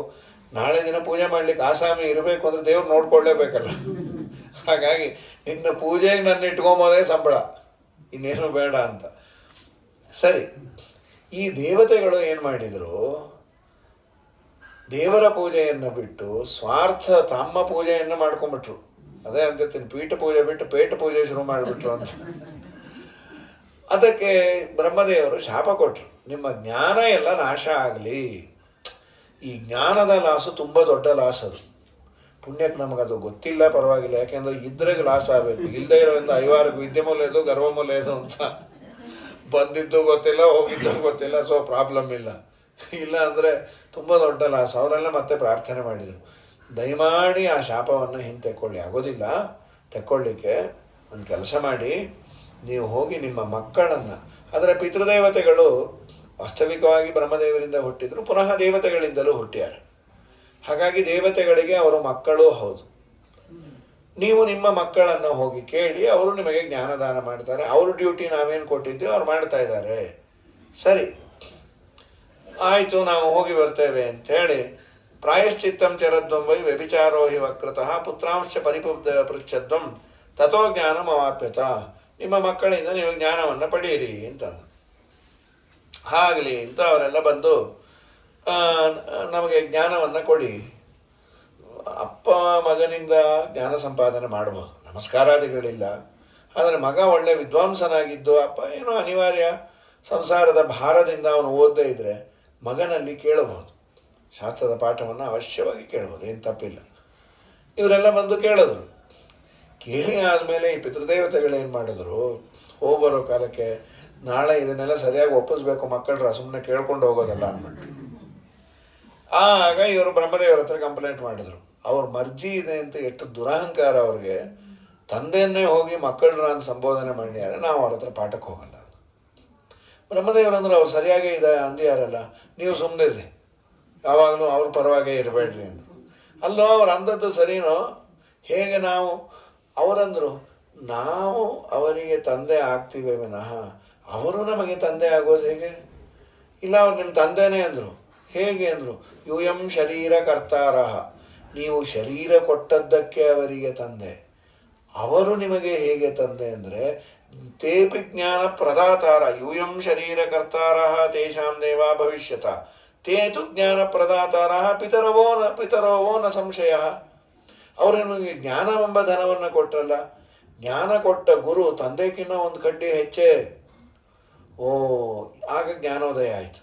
ನೀವು ಹೇಳಿದ್ದು ನಿಜಾನೇ, ನಮಸ್ಕಾರಾದಿಗಳಿಲ್ಲ, ಆದರೆ ಜ್ಞಾನದಾನ ಮಾಡಿದ್ದಾರೆ ಅಂದರೆ ಅವರು ಅಂದದ್ದು ತಪ್ಪಲ್ಲ. ಅನ್ಯೋನ್ಯ ಪಿತರೋ ಯೂಯಂ. ಆದ್ದರಿಂದ ಇವತ್ತು ನಾನೊಂದು ಅಮೆಂಡ್ಮೆಂಟೇ ತಂದುಬಿಡ್ತೀನಿ. ನೀವು ದೇಹ ಕೊಟ್ಟು ತಂದೆ, ಅವರು ಜ್ಞಾನ ಕೊಟ್ಟು ತಂದೆ, ನಿಮ್ಮನ್ನು ಅವ್ರು ಪೂಜೆ ಮಾಡಲಿ, ಅವರು ನೀವು ಪೂಜೆ ಮಾಡಿ, ಆಯಿತೋ ಇಲ್ಲೋ ಅಂಥೇಳಿ ಅನ್ಯೋನ್ಯ ಪಿತರೋ ಯೂಯಂ ತೇಜೈವೇತಿ ನಿಬೋಧತ ದೇವಾಶ್ಚ ಪಿತರಶ್ಚೈವ ತದ್ಬುದ್ಧದ್ವಂ ದಿವೌಕಸಃ ಅಂಥೇಳಿ ಈ ನಿಮಿತ್ತದಿಂದ ದೇವತೆಗಳು ಕೂಡ ಪಿತೃದೇವತೆಗಳನ್ನು ಆರಾಧನೆ ಮಾಡೋದು. ದೇವತೆಗಳು ಯಾಕೆ ಪಿತೃಗಳನ್ನು ಆರಾಧನೆ ಮಾಡ್ತಾರೆ ಅಂದರೆ ನಮಗೆ ಜ್ಞಾನವನ್ನು ನಾವು ಕೊಟ್ಟಿದ್ದರಿಂದ ನಮ್ಮಿಂದ ಆರಾಧ್ಯರವರು ಅಂತ. ಶ್ರಾದ್ದೇರಾಪ್ಯಾಯಿತ ಸೋಮೋ ಲೋಕಂ ಆಪ್ಯಾಯಿತು. ಶ್ರಾದ್ದದಿಂದ ದೇವತೆಗಳು ಸೋಮನನ್ನು ತೃಪ್ತಿಪಡಿಸ್ತಾರೆ. ಅಂದರೆ ಶ್ರಾದ್ದದಿಂದ ಯಾರು ಆರಾಧಿತರಾಗ್ತಾರೆ ದೇವತೆಗಳು, ಅವರು ಸೋಮನನ್ನು ತೃಪ್ತಿಪಡಿಸ್ತಾರೆ. ಅವನು ವಿಶೇಷವಾಗಿ ಇಡೀ ಭೂಮಂಡಲವನ್ನೇ ಸಂತೋಷಪಡಿಸ್ತಾನೆ. ಶ್ರಾದ್ದಾನಿ ಪುಟ್ಟಿಕಾಮಾಶ್ಚ ಏಕರಿಷ್ಯಂತಿ ಮಾನವಾಹ ತೇಭ್ಯ ಪುಷ್ಟಿಂ ಪ್ರಜಾವೈಚೈವ ದಾಸ್ಯಂತಿ ಪಿತರಸ್ಸದಾ. ಪಿತೃದೇವತೆಗಳು ಅವನಿಗಿದನ್ನೆಲ್ಲ ಕೊಡ್ತಾರೆ. ಯೋ ಅನಿಷ್ಟಾತು ಪಿತॄನ್ ಶ್ರಾದ್ದೈಹಿ. ಯಾರು ಶ್ರಾದ್ದವನ್ನು ಸರಿಯಾಗಿ ಮಾಡದೆ ಬೇರೆ ಇನ್ನೇನೇನೋ ದೊಡ್ಡ ದೊಡ್ಡ ಕಾರ್ಯ ಮಾಡಿ ತೀರ್ಥಯಾತ್ರೆ ಮಾಡ್ತಾನೆ, ಇನ್ನೇನೇನೋ ಹೋಮ ಹವನ ಅನ್ನ ಸಂತರ್ಪಣೆ ಶ್ರಾದ್ದ ಮಾಡ್ತೆ, ಐ ಡೋಂಟ್ ಬಿಲೀವ್ ಇಟ್ ಅಂದ. ನಿನ್ನ ತಲೆ ಅಂದರು, ನೀ ಮಾಡಿದ್ದೆಲ್ಲ ವ್ಯರ್ಥ ಅಂದರು.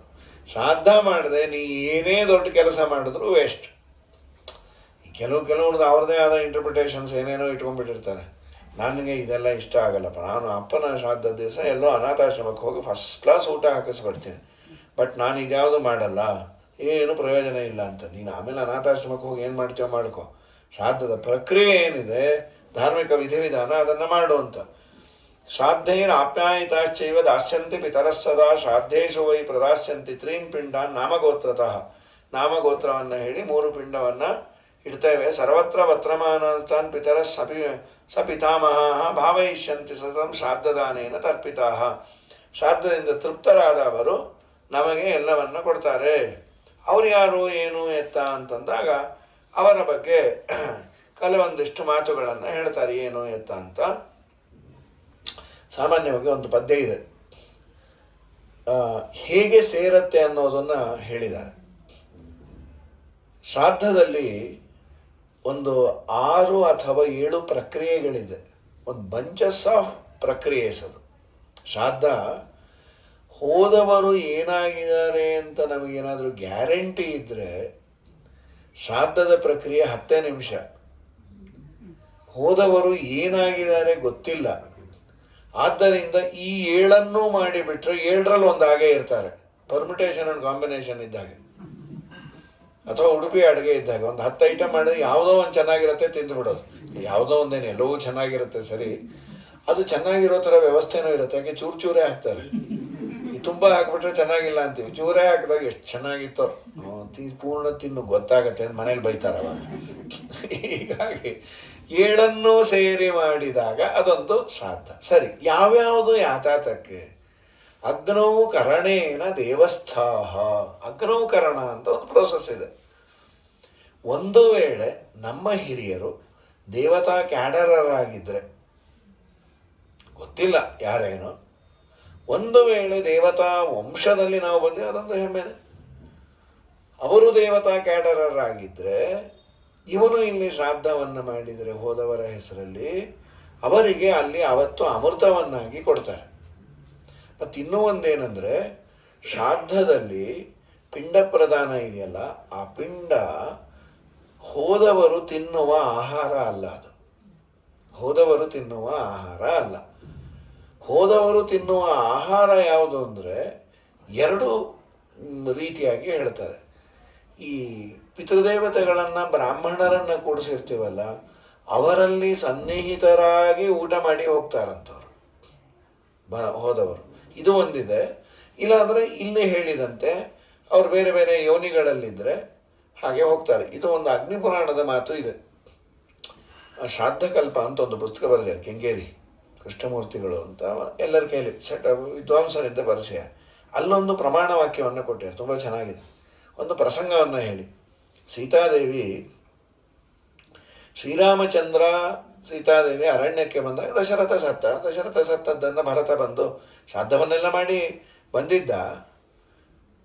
ಶ್ರೀರಾಮಚಂದ್ರ ಅಪ್ಪನ ಶ್ರಾದ್ದ ಮಾಡಿದ ದಶರಥಂದು. ಏನು ಸರ್ವೋತ್ತಮನಾದ ದೇವರು ಅವನು ಸದ್ಗತಿ ಆಗಲಿ ಅಂದ್ರೆ ಆಯಿತು. ಲೋಕಕ್ಕೆ ತಾನು ತಿಳಿಸ್ಕೊಡ್ಬೇಕು ಮಾಡಲ್ಲು. ಶ್ರೀರಾಮನೇ ಬಿಟ್ಟ ಅಂದರೆ ನಾವು ಮಾಡ್ತೀವ ಮಹಾನುಭಾವರು? ರಾಮ ರಾಮ ಅಂತ ಕೂತು ಬಿಡ್ತೀವಿ. ಅದಕ್ಕೆ ತಾನು ಮಾಡಿ ತೋರಿಸ್ತೇವೆ.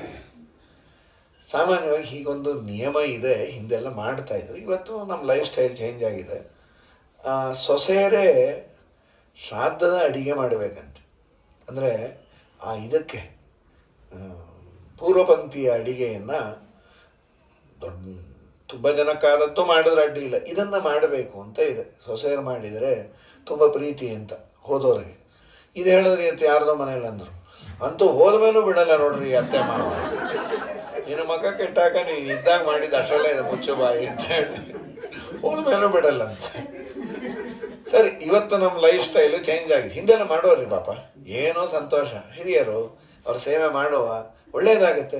ಈ ಬಡತನ ಇದ್ದಾಗ ಮನುಷ್ಯನಿಗೆ ಧಾರ್ಮಿಕ ಪ್ರಜ್ಞೆ ಜಾಗೃತವಾಗಿದೆ. ಶ್ರೀಮಂತಿಗೆ ಬಂದರೆ ನಾನು ಧರ್ಮವನ್ನು ಕೊಂಡ್ಕೋಬೋದು ಅನ್ನೋ ಹಂಬ ಬಂದ್ಬಿಡುತ್ತೆ. ಅದೇ ಸಮಸ್ಯೆ ಆಗೋದು. ಬಡತನ ಇದೆ, ತಗ್ಗಿ ಬಗ್ಗೆ ಇರ್ತೀವಿ. ಬೇಡಪ್ಪ ಮಾಡೋಣ, ಏನೋ ಮಾಡಿದ್ರು ಒಳ್ಳೇದಾಗುತ್ತೆ ಅಂತ, ಹೀಗಾದರೂ ಒಳ್ಳೇದಾಗಲಿ ಅನ್ನೋ ಭಾವನೆ. ಶ್ರೀಮಂತಿಗೆ ಬಂದ ಆಯಾ ಅಡುಗೆ ಅವನು ಮಾಡ್ತಾನೆ, ಕೆಟ್ಟದಾಗತ್ತೆ, ಆಗಲೇ ಬಿಡ್ರಿ ಅದೇನಾಗುತ್ತೋ ನೋಡ್ಕೋತೀವಿ, ದುಡ್ಡಿದೆ ಅಂತ.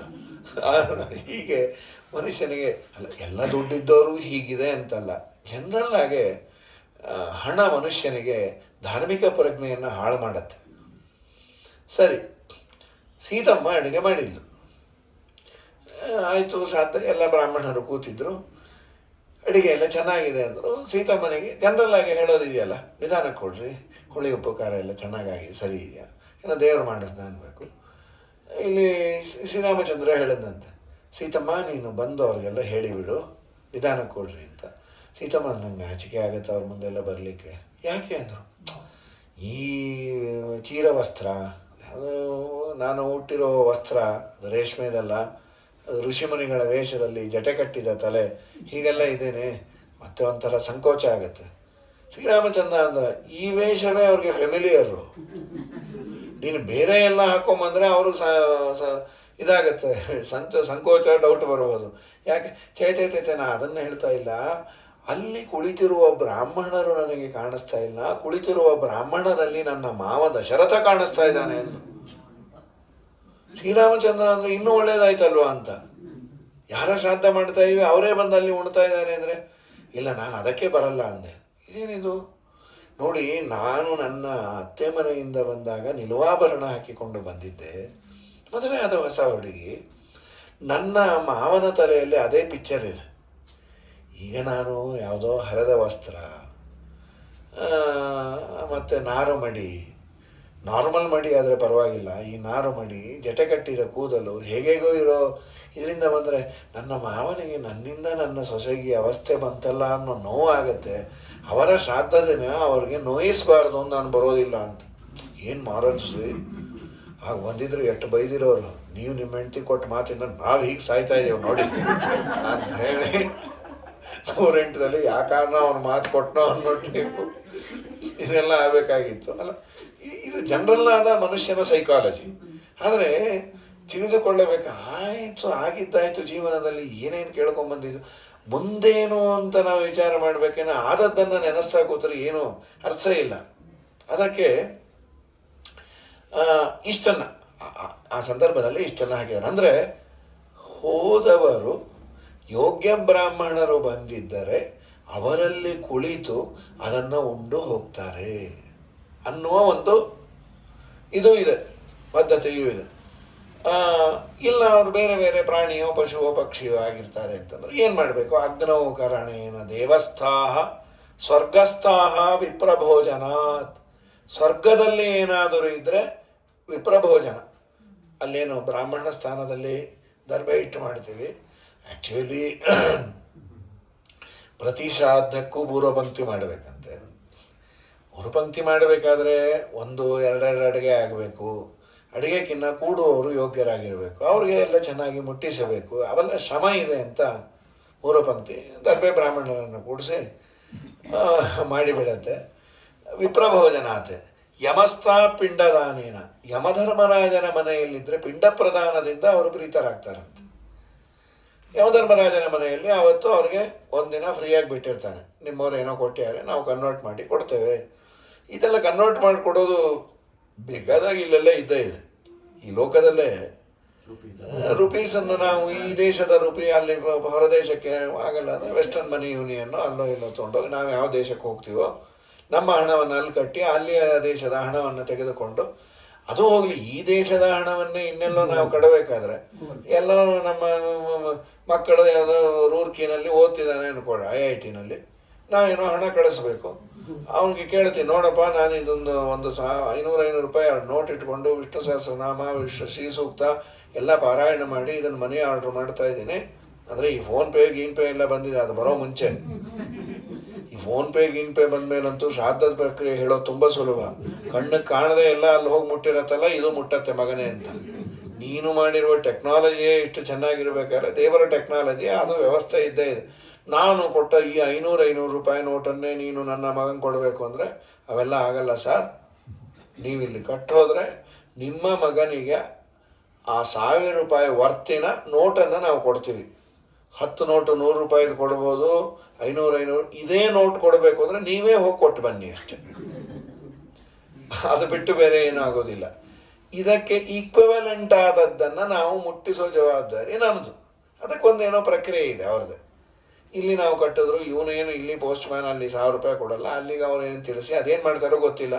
ಇದು ಅಷ್ಟೇ, ನಾವು ಗೂಗಲ್ ಪೇನೋ ಫೋನ್ಪೇನೋ ಮಾಡ್ತೀವಿ, ಎಲ್ಲಿಗೆ ಹೋಯಿತು ತಕ್ಷಣ ಬಂತು ಅಂತಾರೆ. ಅದನ್ನೆಲ್ಲ ವರ್ಣನೆ ಹೇಳ್ತಾರೆ. ಇವ್ರ ಏಜೆಂಟು ಅಲ್ಲಿ ಬ್ಯಾಂಕ್ ಹೋಗ್ತಾರೆ, ಬ್ಯಾಂಕಿಂದ ಅಲ್ಲಿ ಹೋಗುತ್ತೆ. ನೀವು ರಾತ್ರಿ 12 ಗಂಟೆಗೆ ಯಾವನ್ ಬ್ಯಾಂಕ್ ಇಟ್ಕೊಂಡಿರ್ತಾನೆ, ಆದರೂ ಬಂತು ಸಾರ್ ಅಂತಾರೆ. ಅದೊಂದೇನೋ ಪ್ರೋಸೆಸ್ ಇದೆ, ಆಗ್ತಾ ಇದೆ. ಹೇಗಾಗುತ್ತೆ ಅದು ನಮಗೆ ಗೊತ್ತಿಲ್ಲ. ಇದನ್ನು ನಾವು ನಂಬಿದ್ದೇವೆ, ಪ್ರತ್ಯಕ್ಷವಾಗಿ ಕಂಡಿದೆ. ಶ್ರಾದ್ದವು ದೇವತೆಗಳು, ಕಾಣದ ದೇವತೆಗಳು ಎಲ್ಲೆಲ್ಲಿರ್ತಾರೋ ಅದನ್ನು ಮುಟ್ಟಿಸ್ತಾರೆ. ಯಮಸ್ಥ ಪಿಂಡದಾನೇನ ನರಕೆ ವಿಕಿರೇಣತು. ನರಕದಲ್ಲಿ ಇದ್ದರೆ ವಿಕಿರ ಅಂತ ಎಳ್ಳನ್ನು ಸುತ್ತಲೂ ಹಾಕಿಸ್ತಾರೆ ಮಂತ್ರ ಹೇಳಿ. ನರಕದಲ್ಲಿದ್ದರೆ ವಿಕಿರ ಮಾತ್ರ ಸಾಕು, ಅಂದರೆ ಎಲ್ಲೆಲ್ಲಿ ಇದ್ದರೆ ಈ ಪ್ರೋಸೆಸ್ ಮಾತ್ರ ಸಾಕು, ಗೊತ್ತಿಲ್ಲ ಹೇಳಿದ್ದಾರೆ ಅಂತ. ಆಮೇಲೆ ಉಚ್ಚಿಷ್ಟೇನ ಚ ಪೈಶಾಚಾಹ, ಪಿಶಾಚಿಗಳಾಗಿದ್ದರೆ ಉಚ್ಚಿಷ್ಟ ಪಿಂಡವನ್ನು ಹೇ ಅಗ್ನಿದಗ್ಧಾಹ ಅದನ್ನೇ ಹೇಳಿ ಕೊಡೋದು. ಉಚ್ಚಿಷ್ಟ ಪಿಂಡವನ್ನು ಇಡೋದ್ರಿಂದ ಪಿಶಾಚಿಗಳಾಗಿದ್ದರೆ ಅವ್ರಿಗೆ ಅವತ್ತು ಹೊಟ್ಟೆ ತುಂಬ ರಕ್ತ ಮಾಂಸ ಸಿಗೋ ಥರ ಮಾಡ್ತಾರಂತೆ. ಅಸುರ ಭೂರಿ ಭೋಜನ, ಅಸುರರಾಗಿದ್ದರೆ ಭೂರಿ ಭೋಜನ, ಆಮೇಲೆ ಹಾಕುವ ಎಲ್ಲರಿಗೆ ಭೋಜನ ಇದೆಯಲ್ಲ ಅದಕ್ಕೆ ಭೂರಿ ಭೋಜನ, ಅದರಿಂದ ಅಸುರರಾಗಿದ್ದರೆ ತೃಪ್ತರಾಗ್ತಾರಂತೆ. ಆಮೇಲೆ ದಕ್ಷಿಣೇನ ಮನುಷ್ಯಾದ್ಯಾಹ, ಮನುಷ್ಯನಾಗಿ ಏನಾದರೂ ಹುಟ್ಟಿದ್ದರೆ ಹೋದವನು, ಕಷ್ಟ ಅಷ್ಟು ಬೇಗ ಆಗಲ್ಲ ಅಂತ ಹೇಳಲಿಕ್ಕಾಗಲ್ಲ. It is possible. ಮಧ್ವಾಚಾರ್ಯರ ಚರಿತ್ರೆಯಲ್ಲಿ ಕೇಳ್ತೇವೆ, ಮಧ್ವಾಚಾರ್ಯ ಗೋದಾನ ಮಾಡಿದವನು ತಕ್ಷಣ ಹುಟ್ಟಿ ಆಚಾರ್ಯ ಕೈಯಲ್ಲಿ ಶಾಸ್ತ್ರ ಕೇಳ್ದ ಅಂತ ಡಿನೇ ಅಂತೂ ಮಾಡಲಿಕ್ಕಾಗಲ್ಲ, ಅವನು ಮತ್ತೆ ಹುಟ್ಟಬಹುದು. ಮನುಷ್ಯನಾಗಿ ಹುಟ್ಟಿದರೆ ದಕ್ಷಿಣೆಯನ್ನು ಕೊಡೋದರಿಂದ ಅವನು ಪ್ರೀತನಾಗ್ತಾನಂತೂ. ಮನುಷ್ಯನಿಗೂ ದಕ್ಷಿಣೆಗೂ ಗಂಟೆ ಹಾಕಿದ್ರು. ಇಲ್ಲಿ ದಕ್ಷಿಣೆಯನ್ನು ಕೊಟ್ಟರೆ ಈ ಮನುಷ್ಯ ಪ್ರೀತನಾಗೋದಿರಲಿ, ಹೋದವನು ಪ್ರೀತನಾಗ್ತಾನೆ ಮತ್ತೆ ಹುಟ್ಟಿದ್ರೆ. ಹೀಗೆ 7 ಪ್ರೋಸೆಸ್ಸುಗಳನ್ನು ಮಾಡಿದರೆ ಆ ಶ್ರಾದ್ದದಲ್ಲಿ ಅವರಿಗೆ ದೇವತೆಗಳು ತೆಗೆದುಕೊಂಡು ಹೋಗಿ ಮುಟ್ಟಿಸ್ತಾರೆ. ಅವರು ಯಾರು ಅಂದಾಗ 7 ಜನ ಇದ್ದಾರೆ ಒಟ್ಟು ಪಿತೃದೇವತೆಗಳು. 7ನ್ನು 2 ಗುಂಪು ಮಾಡಿದ್ದಾರೆ, 3+4 ಅಂತ. 3 ಜನ ದೇವತೆಗಳಿಂದ ಆರಾಧ್ಯರು, ಇನ್ನು 4 ಜನ ಬ್ರಾಹ್ಮಣ ಕ್ಷತ್ರಿಯ ವೈಶ್ಯ ಶೂದ್ರರು ಮಾಡಬೇಕಾದ್ರೆ ಒಬ್ಬೊಬ್ಬರಿಗೆ ರೆಪ್ರೆಸೆಂಟೇಟಿವ್ಸ್. ಬ್ರಾಹ್ಮಣರಿಗೆ ಸುಕಾಲರು ಅನ್ನುವ ಪಿತೃಗಳು ಬರ್ತಾರೆ, ಸುಕಾಲರು ಅಂತ. ಇಲ್ಲಿ ನಾವು ಮಾಡುವ ಶ್ರಾದ್ದವನ್ನು ತೆಗೆದುಕೊಂಡು ಹೋಗಿ ನಮ್ಮ ಹಿರಿಯರು ಎಲ್ಲೇ ಇದ್ದರೂ ಅದನ್ನು ಮುಟ್ಟಿಸುವ ಜವಾಬ್ದಾರಿ ಅವರು ಮಾಡ್ತಾರೆ. ಸಪ್ತೈತೆ ಜಪತಾಂ ಶ್ರೇಷ್ಠ ಸ್ವರ್ಗೇ ಪಿತೃಗಣ ಸ್ಮೃತಾ 4 ಮೂರ್ತಿಮಂತೋ ವೈ ತ್ರಯೇಷಾಂ ಅಮೂರ್ತಯ. ಇದರಲ್ಲಿ 4 ಜನ ಮೂರ್ತಿಮಂತರು, ಇನ್ನು 3 ಜನ ಅಮೂರ್ತರು. ಈ ಮೂರ್ತರು ಅನ್ನೋದಕ್ಕೆ, ಮೂರ್ತರು ಅಂದರೆ ಮೂವಬಲ್, ಕರೆದಾಗ ಬರುವವರು. ಅಮೂರ್ತರು ಅಂದರೆ ಎಲ್ಲ ಕಡೆ ಅವರು ವ್ಯಾಪಿಸಿ ಇರೋರು ಅಂತ. ತೇಷಾಂ ಲೋಸಂ, ಅವರ ಲೋಕ ಇದನ್ನು ಹೇಳ್ತೀನಿ ಕೇಳು ಅಂತ ಹೇಳಿ ಒಂದಿಷ್ಟು ಹೇಳ್ತಾರೆ. ಅಮೂರ್ತ ಪಿತೃಗಳು ಯಾರು ಅಂತಂದರೆ ದೇವತೆಗಳಿಂದ ಆರಾಧ್ಯರಾದ 3 ಜನ, ವೈರಾಜರು, ಅಗ್ನಿಶ್ವಾತರು, ಆಮೇಲೆ ಬರಿಹಿಷದರು.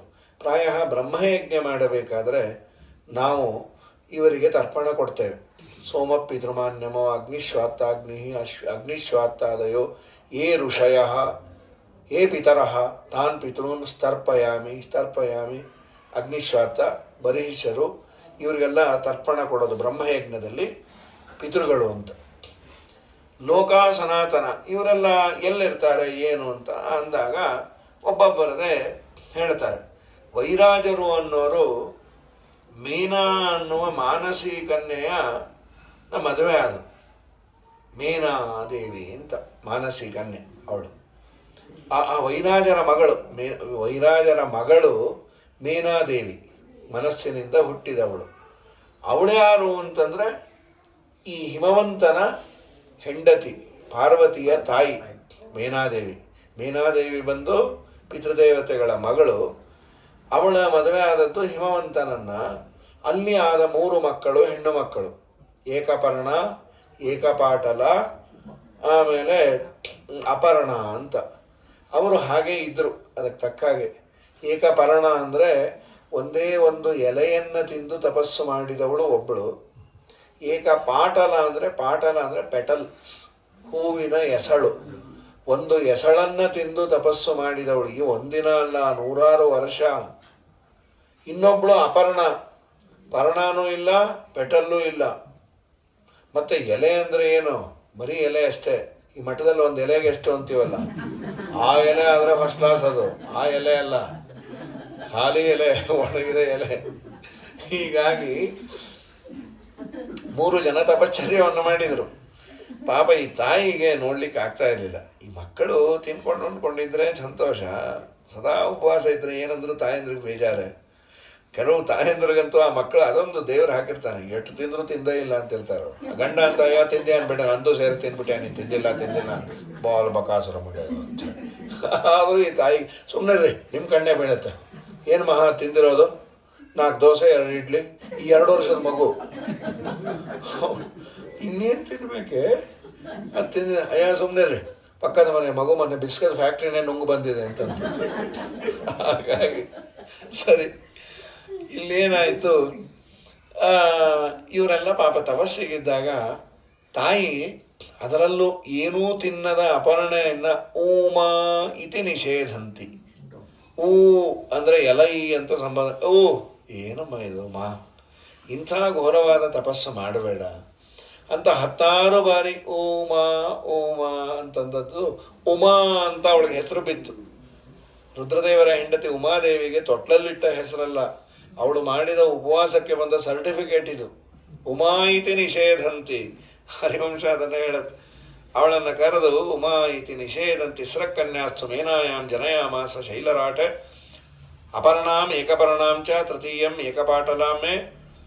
ಆಗ ಉಮಾ ಇತಿ ನಿಷೇಧಂತಿ ಮಾತ್ರ ಸ್ನೇಹೇನ ದುಃಖಿತ ಸಾತತೋಕ್ತ ತಯಾ ಮಾತ್ರ ದೇವಿ ದುಶ್ಚರಚಾರಿಣಿ ಉಮಾ ಇತ್ಯಭಿವಿಖ್ಯಾತ ತ್ರಿಶೂಲೇಕೆ ಸುಂದರಿ. ಉಮಾ ಅಂತಾನೆ ಹೆಸರಾದ್ಲು. ಮುಂದೆ ಅವಳು ರುದ್ರದೇವರನ್ನು ಮದುವೆ ಆದ್ಲು ಉಮಾದೇವಿ.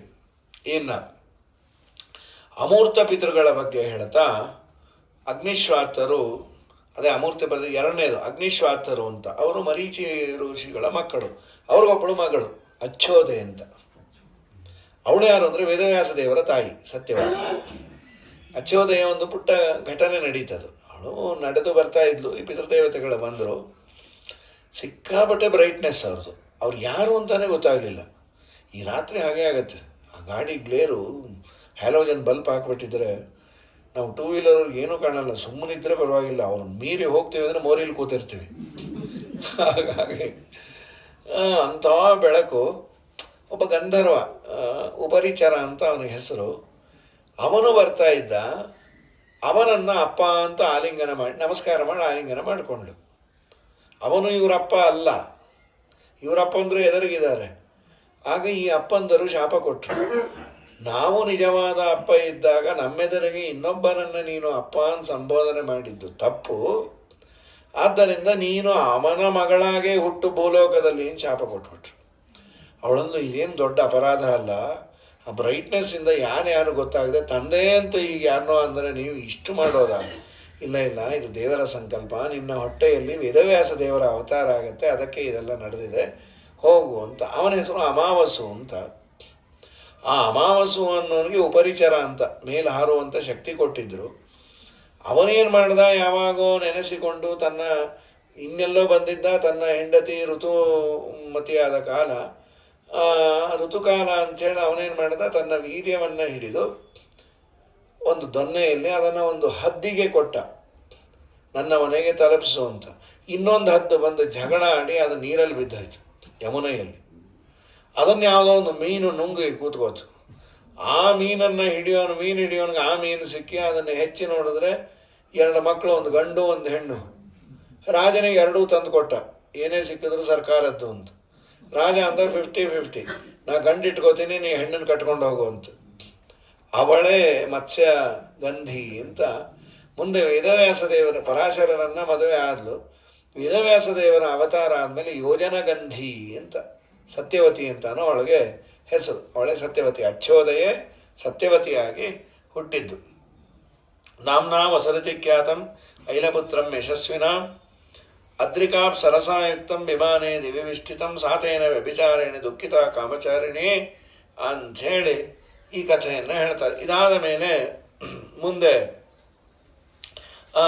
ಇನ್ನೊಬ್ಬ ಪಿತೃದೇವತೆಗಳ ಬಗ್ಗೆ ಅದನ್ನು ಹೇಳಿ, ಪರಾಶರಸ್ಯ ತಾಯಾದಂ ತ್ವಂಪುತ್ರಂ, ಪರಾಶರರಿಂದ ನಿನ್ನಲ್ಲಿ ವೇದವ್ಯಾಸ ದೇವರು ಅವತಾರ ಮಾಡ. ಮೂರನೆಯವರು ಅಮೂರ್ತ ಪಿತೃಗಳಲ್ಲಿ ಬರಿಹಿಷದರು ಅಂತ, ಇವರ ಮಕ್ಕಳು ಪುಲಶ್ಚರು, ಇವರ ಮಕ್ಕಳು ವೈಬ್ರಾಜ ನಾಮ ಲೋಕ, ವೈಬ್ರಾಜ ಅನ್ನೋ ಲೋಕದಲ್ಲಿ ಇರ್ತಾರೆ ಅಂತ ಇವರು ಹೇಳಿ, ಇನ್ನು ನಾವು ಮಾಡುವ ಶ್ರಾದ್ದದಲ್ಲಿ ಬರೋರು ವಿಶೇಷವಾಗಿ ಸುಕಾಲರು ಅಂತ. ಆ ಸುಕಾಲರು ವಸಿಷ್ಠರ ಮಕ್ಕಳಂತೆ. ಆಮೇಲೆ ಅವರಿಗೆ ಗೌ ಅಂತ ಒಬ್ಬ ಮಗಳು, ಆಂಗಿರಸರು ಅಂತ ಅವರು ಕ್ಷತ್ರಿಯರು ಮಾಡುವಂತಹ ಶ್ರಾದ್ದಕ್ಕೆ ಹೆಡ್ ಆಫ್ ದಿ ಡಿಪಾರ್ಟ್ಮೆಂಟ್. ಹಾಗಾಗಿ ಅವರು ಬರ್ತಾರೆ. ನಂತರದಲ್ಲಿ ಸುಸ್ವಧರು ಅನ್ನೋರು ಪುಲಹರ ಮಕ್ಕಳು, ಅವರು ವೈಶ್ಯರು ಮಾಡುವ ಶ್ರಾದ್ದಕ್ಕೆ ಅವರು ಬರೋರು. ಆಮೇಲೆ ಸೋಮಪರು ಅಂತ ಅವರು ಶೂದ್ರಾದಿಗಳು ಮಾಡುವ ಶ್ರಾದ್ದವನ್ನು ತೆಗೆದುಕೊಂಡು ಹೋಗಿ ಅವರಿಗೆ ಮುಟ್ಟಿಸ್ತಾರೆ.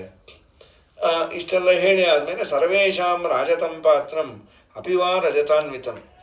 ಇದನ್ನು ಹೇಳಲಿಕ್ಕೆ ಭಯ ಆಗುತ್ತೀಗ. ಶ್ರಾದ್ದ ಕಾಲದಲ್ಲಿ ಒಂದು ಸಣ್ಣದಾದರೂ ಬೆಳ್ಳಿ ಪಾತ್ರೆಯನ್ನು ಕೊಡಿ, ಪಿತೃದೇವತೆಗಳಿಗೆ ತುಂಬ ಪ್ರೀತಿ ಅಂತ. ದೇವಾನಾಂ ಸುವರ್ಣಂ ಪಿತೃಣಾಂ ತತ್ತುಲ್ಯಂ ರಜತಂ ಅಂತ ಮಂತ್ರವು ಹೇಳ್ತೇವೆ. ಅದು ಯಾಕೆ ಅಂದರೆ, ಒಂದು ಹೇಳ್ತಾರೆ, ಈ ಋತುಚಕ್ರವರ್ತಿ ಹುಟ್ಟಿದಾಗ ತುಂಬ ಬರ ಬಂದಿತ್ತು. ಭೂದೇವಿ ಗೋವಿನ ರೂಪ ತೆಗೆದುಕೊಂಡು ನಿಂಗೆ ಏನು ಬೇಕೋ ಕರ್ಕೋ, ನಾನು ನಿನಗೆ ಅದನ್ನು ಕೊಡ್ತೇನೆ. ಅಂದರೆ ಭೂಮಿಯಲ್ಲಿ ಧಾನ್ಯ ಬೆಳೆಯುವ ತಾಕತ್ತು ಬೇಕು ಅಂತ ಇದೆಯಲ್ಲ, ಅವನು ಒಂದು ಕರು ಬೇಕು, ಅವನಿಗೆ ಹಾಲು ಕೊಡಬೇಕು ಅಂದರೆ ಕರು ಬೇಕು. ಸ್ವಯಂಭು ಮನುವನ್ನು ಕರು ಮಾಡಿಕೊಂಡು ಭೂಮಿಯಲ್ಲಿ ದವಸ ಧಾನ್ಯಗಳು ಬೆಳೆಯುವ ತಾಕತ್ತನ್ನು ಅವನು ಪಡ್ಕೊಂಡ. ಆಗ ಆಕಳು ಯಾರ್ಯಾರಿಗೆ ಏನೇನು ಬೇಕೋ ನೀವೆಲ್ಲ ಕರು ಒಂದು ತೊಗೊಂಬಂದರೆ ಆಗತ್ತೆ ಅಂತಂದಾಗ, ಈ ಪಿತೃದೇವತೆಗಳು ಯಮಧರ್ಮರಾಜನನ್ನು ಕರು ಮಾಡಿಕೊಂಡು ಬೆಳ್ಳಿ ಪಾತ್ರೆಯಲ್ಲಿ ಸ್ವಾಹ ಸ್ವಧ, ಸ್ವಾಹ ಅನ್ನೋದು ದೇವತೆಗಳಿಗೆ, ಸ್ವಧ ಅನ್ನೋದು ಪಿತೃಗಳಿಗೆ, ಸ್ವಧ ಅನ್ನುವ ರಸವನ್ನು ಅವರು ಕರೆದುಕೊಂಡ್ರು. ಅವರದು ಕರಿಲಿಕ್ಕೆ ತಂದ ಪಾತ್ರೆ ಬೆಳ್ಳಿ ಪಾತ್ರೆ, ಆದ್ದರಿಂದ ಪಿತೃದೇವತೆಗಳಿಗೆ ಬೆಳ್ಳಿ ಅಂದರೆ ಇಷ್ಟ ಅಂತ. ಇರೋ ಬೆಳ್ಳಿ ರೇಟ್ಗೆ ತೋರಿಸ್ಬಿಟ್ಟು ವಾಪಸ್ ತೊಗೊಂಡು ಹೋಗ್ಬೋದು ಅಷ್ಟೇ, ತುಂಬ ಜಾಸ್ತಿ ಆಗಿದೆ ಪಾಪ. ಇನ್ನೆಲ್ಲ ಪರವಾಗಿ ಸರ್ವೇಷಾಂ ರಾಜತಂ ಪಾತ್ರಂ ಅಪಿವಾ ರಜತಾನ್ವಿತಂ ದತ್ತಂ ಸ್ವಧಾಂ ಪುರೋಧಾಯ ಶ್ರಾದ್ದಂ ಪ್ರೀಣಾತಿ ವೈಪಿತೃನ್ ಸೋಮಸ್ಯ ಆಪ್ಯಾಯನಂ ಕೃತ್ವ. ಇದರ ನಂತರದಲ್ಲಿ ಪಿಂಡಾನ್ನವನ್ನು ಸೋಮನಿಗೆ ಅಂದರೆ ವೈವಸ್ವತ ಎನಿಸಿದ ಯಮನಿಗೆ, ಉದಗಾಯನ ಎನಿಸಿದ ಅಗ್ನಿಗೆ ಕೊಡಬೇಕು. ಅಗ್ನಿ ಏನಾದರೂ ಇಲ್ಲ ಅಂತಂದರೆ ನೀರಿನೆಲ್ಲಾದರೂ ನೀಡಬೇಕು ಅಂಥೇಳಿ ಹೀಗೆ ಅದರ ಬಗ್ಗೆ ಅಪ್ರಜಾಸು ಸವತ್ಸಾಸು ದಾತವ್ಯ ಶಿಚಿಪಿಂಡಕ ಪಿತೃನ್ ಪ್ರೀಣಾತಿಯೋ ಭಕ್ತ್ಯ ಪಿತರ ಪ್ರೀಣಯಂತಿ ತಂ ಅಂತ.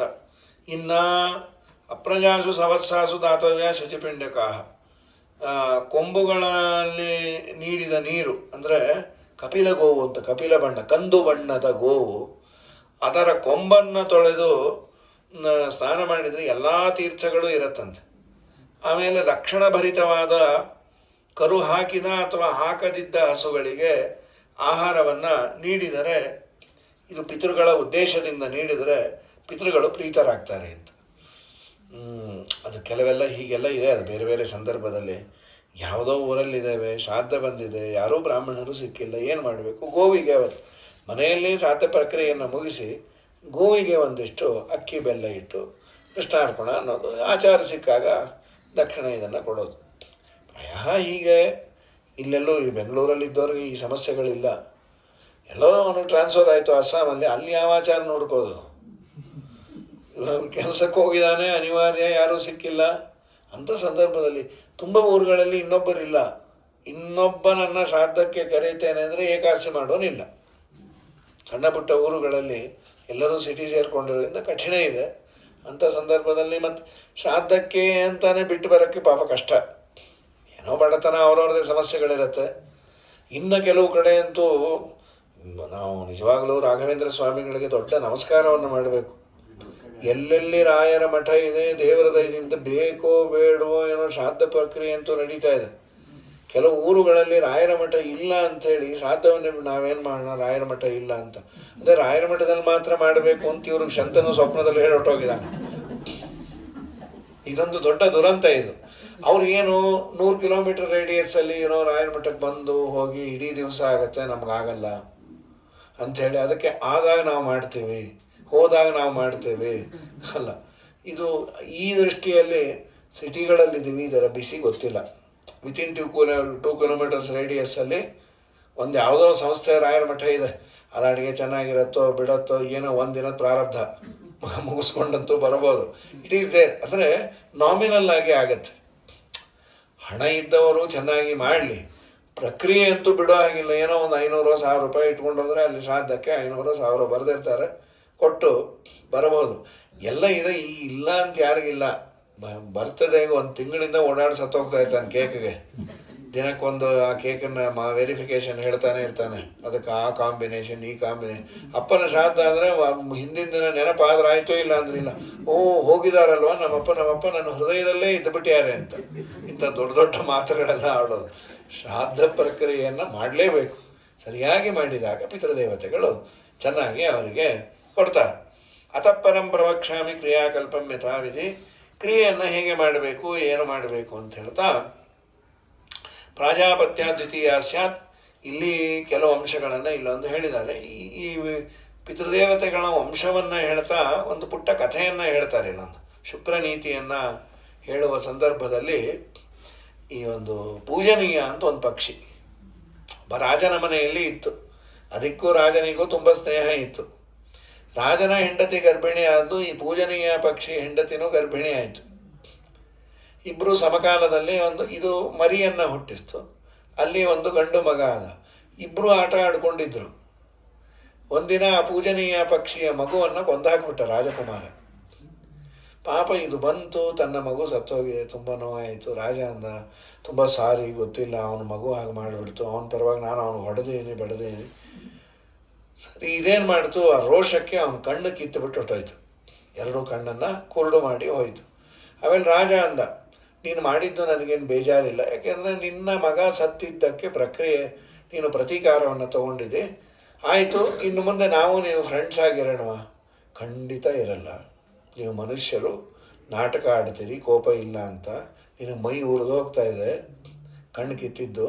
ನಾಳೆ ನೀನು ನನ್ನನ್ನು ಕೊಲ್ಲೋನೆ ಅಪ್ಪ. ಒಮ್ಮೆ ಅವಿಶ್ವಾಸ ಬಂದ ಮೇಲೆ ಅವ್ರ ಹತ್ರ ಸ್ನೇಹದಿಂದ ಇರಲಿಕ್ಕಾಗಲ್ಲ. ಇದು ಶುಕ್ರ ನೀತಿ. ಆದರೆ ಒಂದು ಹೇಳ್ತಾ ಇದ್ದೀನಿ ಕೇಳು, ನಿನ್ನ ಮಗನ ಕಣ್ಣನ್ನು ಕಿತ್ತಿ ನಾನು ಪ್ರತೀಕಾರವನ್ನು ತೀರಿಸಿಕೊಂಡೆ, ನಿನ್ನ ತಲೆಯಲ್ಲಿದೆ. ಪ್ರತೀಕಾರ ತೀರಿಸ್ಕೊಂಡಿದ್ದಲ್ಲ, ನಿನ್ನ ಮಗ ಮಾಡಿದ ಪಾಪಕ್ಕೆ ಯಮಧರ್ಮರಾಜನ ಮನೆಯಲ್ಲಿ ಏಟು ಕಮ್ಮಿ ಆಗಲಿ ಅಂತ ಇಲ್ಲೇ ನಾನು ಶಿಕ್ಷೆಯನ್ನು ಕೊಟ್ಟಿದ್ದೇನೆ. ನಿನ್ನ ಮನೆಯ ಅನ್ನ ತಿಂದದ್ದರ ಋಣ ಇದೆ. ನಾವು ಮಾಡಿದ ಪಾಪಗಳಿಗೆ ಇಲ್ಲೇ ನಾವು ಅನುಭವಿಸಿದ್ರೆ ಅಲ್ಲಿ ಸ್ವಲ್ಪ ಏಟು ಕಮ್ಮಿ ಆಗತ್ತಣ್ಣ. ಇಲ್ಲಿ ನಾವು ಅವಾಯ್ಡ್ ಮಾಡಿಕೊಂಡ್ರೆ ಅಲ್ಲಿ ರೇಷಿಯೋ ಜಾಸ್ತಿ, ಬಡ್ಡಿ ಜಾಸ್ತಿ ಅಂತೆ. ಕಾಂಪೌಂಡ್ ಇಂಟ್ರೆಸ್ಟ್ 1:10 ಅಂತ ಕೊಡ್ತಾರೆ. ಇದನ್ನು ನಿನಗೆ ನಾನು ಮಾಡಿ ಅನುಗ್ರಹ ಮಾಡಿದ್ದೇನೆ ಅಂತ ಹೇಳಿ ಅದು ಪೂಜನೀಯ ಪಕ್ಷಿ ಹೊಟ್ಟೋಯ್ತು. ಈ ಶುಕ್ರನೀತಿ. ಅವಿಶ್ವಾಸ ಬಂದ ಮೇಲೆ ಸುಮ್ಮನೆ ನಾವು ವಿಶ್ವಾಸವನ್ನು ಮಾಡ್ಬೋದು, ಅದು ಕಷ್ಟ ಅಂತ. ಅದಾದ ಮೇಲೆ ಇಲ್ಲಿ ಒಂದು ಪುಟ್ಟ ಕಥೆಯನ್ನು ಹೇಳ್ತಾರೆ. ನಮ್ಮ ಯಾವುದೇ ಶ್ರಾದ್ದವನ್ನು ಮಾಡಬೇಕಾದ್ರೆ ನಾವೆಲ್ಲರೂ ಆ ಒಂದು ಆ 2 ಪದ್ಯವನ್ನು ಹೇಳ್ತೀವಿ. ಸಪ್ತವ್ಯಾದಾದ ಶಾರಣೇಶು ಮೃಗ ಕಾಲಂಜರೇಗಿರೋ ಚಕ್ರವಾಕ ಶರದ್ವೀಪೆ ಹಂಸಾ ಸರಸಿ ಮಾನಸೆ ತೇಬಿಜಾತ ಕುರುಕ್ಷೇತ್ರೆ ಬ್ರಾಹ್ಮಣ ವೇದಪಾರಗಾ ಪ್ರಸ್ತುತ ದೀರ್ಘಮಧ್ವಾನಂ ಯೂಯಂ ಕಿಂ ಅವಸೀದತ. ಇದು ಶ್ರಾದ್ದದಲ್ಲಿ ಹೇಳುವ 2 ಪದ್ಯ. ಈ 2 ಪದ್ಯ ಬಂದು ಹರಿವಂಶದಲ್ಲಿ ಬಂದದ್ದು.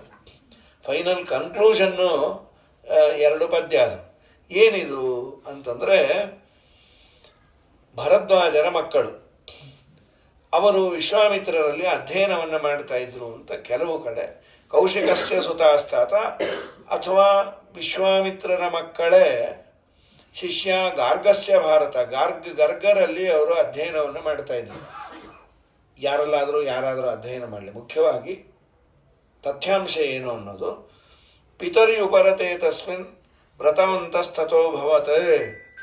ವಿಶ್ವಾಮಿತ್ರನ ಮಕ್ಕಳು ಇವರಲ್ಲೂ ತಂದೆಯು ಮೃತನಾದ ಬಳಿಕ ಬ್ರಹ್ಮಚರ್ಯ ವ್ರತ ನಿಷ್ಠರಾದರು. ಅವರೇನು ಮಾಡಿದರು, ಗರ್ಗರಲ್ಲಿ ಇದ್ದಾಗ ಒಮ್ಮೆ ಇದಾಯಿತು, ಗುರುಗಳು ಆಕಳನ್ನು ಮೇಯಿಸ್ಕೊಂಬನ್ನಿ ಅಂತ ಹೇಳಿದರು.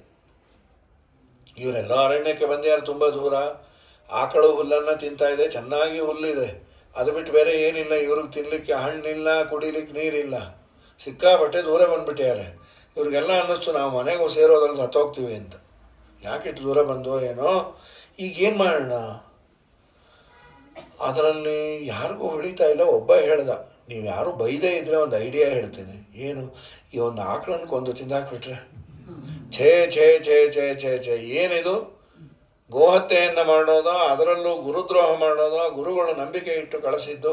ನೋಡ್ರಿ, ಇದೆಲ್ಲ ವೇದಾಂತ ಹೇಳಲಿಕ್ಕೆ ಚಂದ, ಕಷ್ಟ ಬಂದಾಗ ಅದೆಲ್ಲ ಆಗಲ್ಲ. ನಿಮ್ಮ ಇಷ್ಟ, ಬೇಕಾದ್ರೆ ಮಾಡ್ಕೊಳ್ಳಿ, ಸಾಕಾರ ಬಿಡ್ರಿ ಅಂತ. ಒಂದು ಅರ್ಧ ಗಂಟೆ ಆದಮೇಲೆ ಯಾರೋ ಅಂದರು, ನೀ ಹೇಳಿದ ಐಡಿಯಾನೇ ಚೆನ್ನಾಗಿದೆ ಅಂತ. ಹಸು ಜಾಸ್ತಿ ಆದಮೇಲೆ ಸ್ವಲ್ಪ ಧರ್ಮ ಪಕ್ಕಕ್ಕೆ ಇಟ್ಟ. ಸರಿ, ಅವ್ರೇನು ಮಾಡಿದರು, ಉಪಯುಜ್ಯ ಚ ಗಾಂ ಸರ್ವೇ ಗುರೋಸ್ತಸ್ಯ ನಿವೇದಯತೆ. ಇವರೇನು ಮಾಡಿಬಿಟ್ರು, ಒಂದು ಗೋವನ್ನು ಸಂಹಾರ ಮಾಡಿದರು. ಇನ್ನೇನು ತಿನ್ನಬೇಕು ಅಷ್ಟರಲ್ಲಿ ಒಬ್ಬ ಅಂದ, ಪಿತೃವರ್ತಿ ಅಂತ ಅವನ ಹೆಸರು. ಅವರ ಹೆಸರುಗಳೆಲ್ಲ ಇದೆ. ಅದರಲ್ಲಿ ಒಬ್ಬನ ಹೆಸರು ಪಿತೃವರ್ತಿ ತತಸ್ತೇಷಾಂ ನಿತ್ಯಂ ಶ್ರಾದ್ದಾನ್ನಿಕೋ ದ್ವಿಜ. ಕವಿ ಕಸ್ರುಮ, ಆಮೇಲೆ ಇವರೆಲ್ಲ ಪಿತೃವರ್ತಿಯನ್ನು ನೀನು ದಿನಾ ಶ್ರಾದ್ದ ಮಾಡೋನಂತ. ದಿನ ಅವನನ್ನ, ಅಪ್ಪ ಹಾಗೆ ತಿನ್ನೋದು ಬೇಡ, ಮಾಂಸ ತಿನ್ನೋದು ಬಹಳ ದೊಡ್ಡ ಅಪರಾಧ. ಶ್ರಾದ್ದದಲ್ಲಿ ಮಾಂಸವನ್ನು ಪ್ರಸಾದ ಅಂತ ಸ್ವೀಕಾರ ಮಾಡ್ತಾಯಿದ್ರು ಅಂತ ಇಲ್ಲಿ ನೋಡಿದ್ರೆ ಅನಿಸುತ್ತೆ. ಕಲಿಯುಗದಲ್ಲಿ ಅದು ನಿಷಿದ್ಧವೇ. ಈಗ ನಾವು ಶ್ರಾದ್ದ ಮಾಡಿ ಬೇಕಾದ್ರೆ ತಿನ್ನುವ, ಏನೋ ಅಧರ್ಮದಲ್ಲೇ ಒಂದು ಧರ್ಮ ಹುಡುಕೊಂಬೋದು. ಕೆಲವರು ಅದೇ ಹುಡುಕೋತಾರೆ, ನಾವು ಹೊರಗಿನ ತಿನ್ನಬಾರ್ದು ಅಂತ. ಬಟ್ ಏನು ಮಾಡೋದು ಸರ್, ಆಗಲ್ಲ, ಮನೇಲಿ ಆಗಲ್ಲ. ಅದಕ್ಕೆ ಮನೆಗೆ ತಂದು ಅದಕ್ಕೆ ಒಂಚೂರು ಶಂಕೋದಕ ಪ್ರೋಕ್ಷಣೆ ಮಾಡಿ ಒಂದೇ ಸದಾನಂದಂ ಹೇಳಿ ಅದಕ್ಕೆ ತೀರ್ಥಾನು ಹಾಕಿ ತುಳಸಿ ದಳ ಹಾಕಿ ಮಸಾಲೆ ದೋಸೆಗೆ ಪ್ರಣಯಾಮ ವಾಸುದೇವಂ ಹೇಳಿ ತಿಂದು ಬಿಡ್ತೀವಿ. ಅಕ್ಷಯನ್ ಕರ್ಮ ಯಸ್ಮಿನ್ ಪರೇಸು ಅರ್ಪಿತಂ ಅಂತೇಳಿ. ಹಾಗೆ ಅದೆಲ್ಲ ಎಲ್ಲೂ ಹೇಳಿಲ್ಲ, ಅದೆಲ್ಲ ಮಾಡಬಾರ್ದು. ಮತ್ತು ನಾವು ಹೇಳೋದು ಅಂದರೆ ಮಾಡ್ಬೋದು, ಆಚಾರ್ಯ ಹೇಳಿದ್ದಾರೆ, ಸರ್ವಥ ನಿಷಿದ್ಧ ಪದಾರ್ಥಗಳು ಯಾರು ತಿಂತಾರೋ ಅದು ಏನು ಮಾಡ್ತಾರೋ ಮಾಡ್ಕೊಳ್ಳಿ, ಅದನ್ನು ಶಾಸ್ತ್ರದಲ್ಲಿ ಹೇಳಿಲ್ಲ. ಶುದ್ಧವಾಗಿ ಮಾಡಿಯೇ ತಿನ್ನಬೇಕು. ಹಾಗಾಗಿ ಇವರು ನೋಡಿ ಅದನ್ನು ಪ್ರೋಕ್ಷಣೆ ಮಾಡಿ ತಿಂದು ಕೂತರು. ಮನೆಗೆ ಬಂದು ಗುರುಗಳಲ್ಲಿ ಸುಳ್ಳು ಹೇಳಿದ್ರು, ಹುಲಿ ಬಂದಿತ್ತು, ಅದು ನಾವು ಉಳಿದಿದ್ದೇ ಹೆಚ್ಚು, ಅದನ್ನು ತಿಂದು ಹಾಕ್ಬೋದು. ಸರಿ, ನೀವು ಹುಷಾರಾಗಿರಪ್ಪ ಅಂದರು. ಗುರುದ್ರೋಹ ಮಾಡಿದ್ದು, ಗೋಹತ್ಯೆ ಮಾಡಿದ ಫಲವಾಗಿ ಏನಾದರೂ ಇವರು ಸತ್ತು ವ್ಯಾಧರ ಮನೆಯಲ್ಲಿ ಹುಟ್ಟಿದರು. ಇಡೀ ಜನ್ಮ ಪ್ರಾಣಿ ಹಿಂಸೆ ಮಾಡೋದೇ ಅವ್ರ ಜೀವನ ಆಗೋಯಿತು. ಆದರೆ ಹಿಂದಿನ ಜನ್ಮದ ಸಂಸ್ಕಾರ ಇತ್ತು ಅವ್ರಿಗೆ. ತಂದೆ ತಾಯಿಯ ರಕ್ಷಣೆಗಾಗಿ ವ್ಯಾಧ ಜನ್ಮದಲ್ಲಿ ವ್ಯಾಧರಾಗಿ ಮಾಡಿದರು. ತಂದೆ ತಾಯಿ ಹೋದ ಮೇಲೆ ಯಾವ ಪ್ರಾಣಿ ಹಿಂಸೆಯನ್ನು ಮಾಡದೆ ಪ್ಯೂರ್ ವೆಜಿಟೇರಿಯನ್ನಾಗಿ ಕೂತ್ಬಿಟ್ರು, ಹಣ್ಣು ಹಂಪಲು ತಿನ್ಕೊಂಡು. ಆ ನಂತರದಲ್ಲಿ ಕಾಲಂಜರಗಿರಿ ಅನ್ನೋ ಕಡೆ ಜಿಂಕೆಗಳಾಗಿ ಹುಟ್ಟಿಯಾರು 7 ಜನ. ಹಾಗೂ ಇವರಿಗೆಲ್ಲ ನೆನಪಿತ್ತು. ಸೊ ಯಾವ ಬೇರೆ ಜಿಂಕೆ ಸಹವಾಸ ಮಾಡದೆ ಹರಿಧ್ಯಾನ ಮಾಡ್ತಾ ಜೀವನ ಕಳೆದರು. ಕಾಲಂಜರಗಿರಿಯಲ್ಲಿ ಹುಟ್ಟೋದೇ ಪುಣ್ಯ ಅಂತ, ಅಷ್ಟು ಪವಿತ್ರವಾದ ಸ್ಥಳ ಅಂತ ಅದೊಂದು ಹೇಳ್ತಾರೆ. ಆಮೇಲೆ ನಂತರದಲ್ಲಿ ಅವರು ಚಕ್ರವಾಕ ಪಕ್ಷಿಗಳಾಗಿ ಶರದ್ವೀಪ ಅನ್ನೋ ಕಡೆ ಹುಟ್ಟಿದ್ರು. ಆ ನಂತರದಲ್ಲಿ ಮಾನಸ ಸರೋವರದಲ್ಲಿ 7 ಜನ ಹಂಸ ಪಕ್ಷಿಗಳಾಗಿ ಹುಟ್ಟಿಯಾರೆ. ಆ ಹಂಸ ಪಕ್ಷಿಗಳಾಗಿ ಹುಟ್ಟಿದಾಗ ಧ್ಯಾನವನ್ನು ಮಾಡ್ತಾ ಇದ್ರು. ಅಲ್ಲೊಂದು ರಾಜನ ಬೆಟಾಲಿಯನ್ ಬಂತು. ರಾಜನ ಬೆಟಾಲಿಯನ್ನು ಅಲ್ಲೆಲ್ಲ ಫಸ್ಟ್ ಕ್ಲಾಸ್ ಆಗಿ ಜಲವಿಹಾರವನ್ನು ಮಾಡಿ ಆನಂದ ಪಡ್ತಾ ಇದ್ರು. ಅದರಲ್ಲಿ 3 ಹಕ್ಕಿಗಳ ಮನಸ್ಸು ಡೈವರ್ಟ್ ಆಗಿಬಿಡ್ತು. ಎಷ್ಟು ಚೆನ್ನಾಗಿದೆ ಅಲ್ಲ. ನಾವು ಹೀಗಿದ್ದರೆ ಚೆನ್ನಾಗಿರೋದು, ಎಲ್ಲ ಏನೋ ಸಾಯ್ತಾ ಇದು, ಹೋಗ್ಲಿ ಬಿಡು, ಮುಂದಿನ ಜನ್ಮದಲ್ಲಿ ನಾನು ರಾಜ ಆಗ್ತೀನಿ ಅಂತ. ಆ ಪಕ್ಕದಲ್ಲಿ ಇದ್ದಿದ್ದಂತು, ನೀ ರಾಜ ಅಂತ ಚೂಸ್ ಮಾಡ್ಕೊಂಬಿಟ್ಯಾ, ನಾನು ಮಂತ್ರಿ ಆಗ್ತೀನಿ ಅಂತ. ಆ ಪಕ್ಕದಲ್ಲಿ ಇದ್ದಿದ್ದಂತು, ನಾನು ನಿಮ್ಮಿಬ್ಬರು ಫ್ರೆಂಡ್ ಆಗಿಬಿಡ್ತೀನಿ. ಸರಿ, ಒಬ್ಬ ರಾಜ, ಇನ್ನೊಬ್ಬ ಮಂತ್ರಿ, ಇನ್ನೊಬ್ಬ ಸ್ನೇಹಿತ. ರಾಜನ ಬೆಟಾಲಿಯನ್ ಹೋದ್ಮೇಲೆ ಈ 4 ಜನ ಅವ್ರು ಆಡಿದ್ದು ಕೇಳಿಸ್ಕೊಂಡಿದ್ರು, ಚೆನ್ನಾಗಿ ಉಗಿದು ಉಪ್ಪಿನಕಾಯಿ ಹಾಕೋದು. ಬುದ್ಧಿ ಇಲ್ಲ, ಜ್ಞಾನ ಇಲ್ಲ, ನೀ ರಾಜ ಅಂತೆ, ಅವನು ಮಂತ್ರಿ ಅಂತೆ, ಸ್ನೇಹಿತ ಅಂತೆ, ನಿಮ್ಗೆ ಯಾಕೆ ಹೊಟ್ಟೆಗಿತ್ತು, ನೀವು ಕೇಳ್ಕೊಳ್ಳಿ ಅಂದರು. ನಾವು ಕೇಳ್ಕೊಳ್ಳೋದಲ್ರೋ, ನೀವು ಹಾಳಾಗಿ ಹೋಗ್ತೀರಿ ಅಂದರು. ಯಾಕೆ? ನಿಮ್ಮ ತಪಸ್ಸು ಬೇಕಾದಷ್ಟಿದೆ, ನೀವು ಅಂದುಕೊಂಡದ್ದು ಆಗತ್ತೆ. ಒಳ್ಳೇದಾಯ್ತಲ್ಲ ಅಂದ್ರೆ ಏನು ಒಳ್ಳೇದಾಗೋದು? ನಿಮ್ಮ ತಲೆ ಮನುಷ್ಯನಾಗಿ ಹುಟ್ಟಿದ್ರೆ ಹಿಂದಿನ ಜನ್ಮದ್ದು ನೆನಪಲ್ಲಿರುತ್ತೆ, ಹಿಂದಿನ ದಿನದ್ದೇ ಇರಲ್ಲ. ಈಗ ನಮ್ಗೆ ಹಾಗೆ ಆಗುತ್ತೆ, ಯಾರೋ ಫೋನ್ ಮಾಡಿರ್ತಾರೆ, 1 ನಿಮಿಷ ಬಿಟ್ಟು ಮಾಡ್ತೀವಿ ಅಂತೀವಿ, ಮರ್ತು ಹೋಗ್ತೀವಿ. ಅವ್ರ ಪಾಪ ಮಾತಾಡ್ಲಿಕ್ಕೆ ಸಂಕೋಚ. ಮಾರನೇ ದಿನ ಮಾಡ್ತಾರೆ, ನೀವು ನಿನ್ನೆ ಅಂದ್ರಲ್ಲ, ಓ ನಿನ್ನೆ ಅಂದದ್ದು ನೀವು ಫೋನ್ ಮಾಡಿದ ಮೇಲೆ ನೆನಪಾಗಿದೆ ಅಂತ. ಕಷ್ಟ ಅದು. 10 ಫೋನ್ ಒಂದಾದ್ಮೇಲೆ ಒಂದು ಬರ್ತಾ ಇದೆ, ಎಲ್ಲ ಅಟೆಂಡ್ ಮಾಡೋದು, ಮರ್ತು ಹೋಗ್ತೀವಿ. ಸರಿ, ಬೈಕೋತಾರೆ ಪಾಪ, ದುರಹಂಕಾರ ಅಂತ. ಏನು ಮಾಡ್ಲಿಕ್ಕಾಗಲ್ಲ, ನಮಗೆ ಕೇಳಿಸಲ್ಲ, ಸದ್ಯ ತಣ್ಣಗಿರ್ತೀವಿ. ಹೀಗಾಗಿ ಪ್ರಾಕೃತದಲ್ಲಿ ಇವರೇನು ಮಾಡಿದರು, ನೀವು ಮನುಷ್ಯರಾದರೆ ಆಗಲಿ ಬಿಟ್ಟು ರಾಜನಾಗ್ತೀವಲ್ಲ, ಮುಂದೆ ನಾವು ನೀವು ಜೊತೆಗಿರೋದೇ ಇಲ್ಲ. ಯಾಕೆ ಅಂದರು, ನೀವು ಮನುಷ್ಯನಾಗಿ ಹುಟ್ಟಿದ ಮೇಲೆ ಕರ್ಮಗಳನ್ನು ಸಿಕ್ಕಾಪಟ್ಟೆ ಮಾಡಿಬಿಟ್ರೆ ಆಮೇಲೆ ಇನ್ನೇನೇನೇನೋ ಜನ್ಮಗಳು ಬರುತ್ತೆ. ಗೀತಾಭಾಷ್ಯದಲ್ಲಿ ಆಚಾರ್ಯ ಬರೀತಾರೆ, ನಾನು ಈ ಜನ್ಮದಲ್ಲೇ ಎಲ್ಲ ಕರ್ಮವನ್ನು ಕಳ್ಕೊಳ್ತೀನಿ ಅನ್ನಬೇಡಪ್ಪ. 14 ವರ್ಷ ಆದ ಮೇಲೆ ಜೀವನ್ಶ್ಚತುರ್ದಶಾದ್ ಊರ್ಧ್ವಂ, 14 ವರ್ಷ ಆದಮೇಲೆ ಒಬ್ಬ ತುಂಬ ಪುಣ್ಯವಂತ ಅನ್ನೋನು ಗಳಿಸೋದು ಎಷ್ಟು? 10 ಜನ್ಮಕ್ಕೆ ಮಿನಿಮಮ್ ಆಗುವಷ್ಟು ಗಳಿಸ್ತೀವಂತೆ, ಪುಣ್ಯವನ್ನು ಪಾಪವನ್ನು. ದಶಾವರಾಣಾಂ ದೇಹಾನಾಂ ಕಾರಣಾನಿ ಕರೋತ್ಯಯಂ, 3ನೇ ಅಧ್ಯಾಯದಲ್ಲಿ ವ್ಯಾಖ್ಯಾನ ಮಾಡ್ತಾ ಬಹಳ ಅದ್ಭುತವಾಗಿ, ನೈಷ್ಕರ್ಮ್ಯಂ ಪುರುಷೋಷ್ಣುತೆ ನಚ ಸನ್ಯಸನಾದೇವ ಸಿದ್ಧಿಂ ಸಮಧಿಗಚ್ಚತಿ ಅಂತ ಒಂದು ಪದ್ಯ. ಅಲ್ಲಿ ಶ್ರೀಮದಾಚಾರ್ಯರು ಇದನ್ನು ಹೇಳ್ತಾರೆ.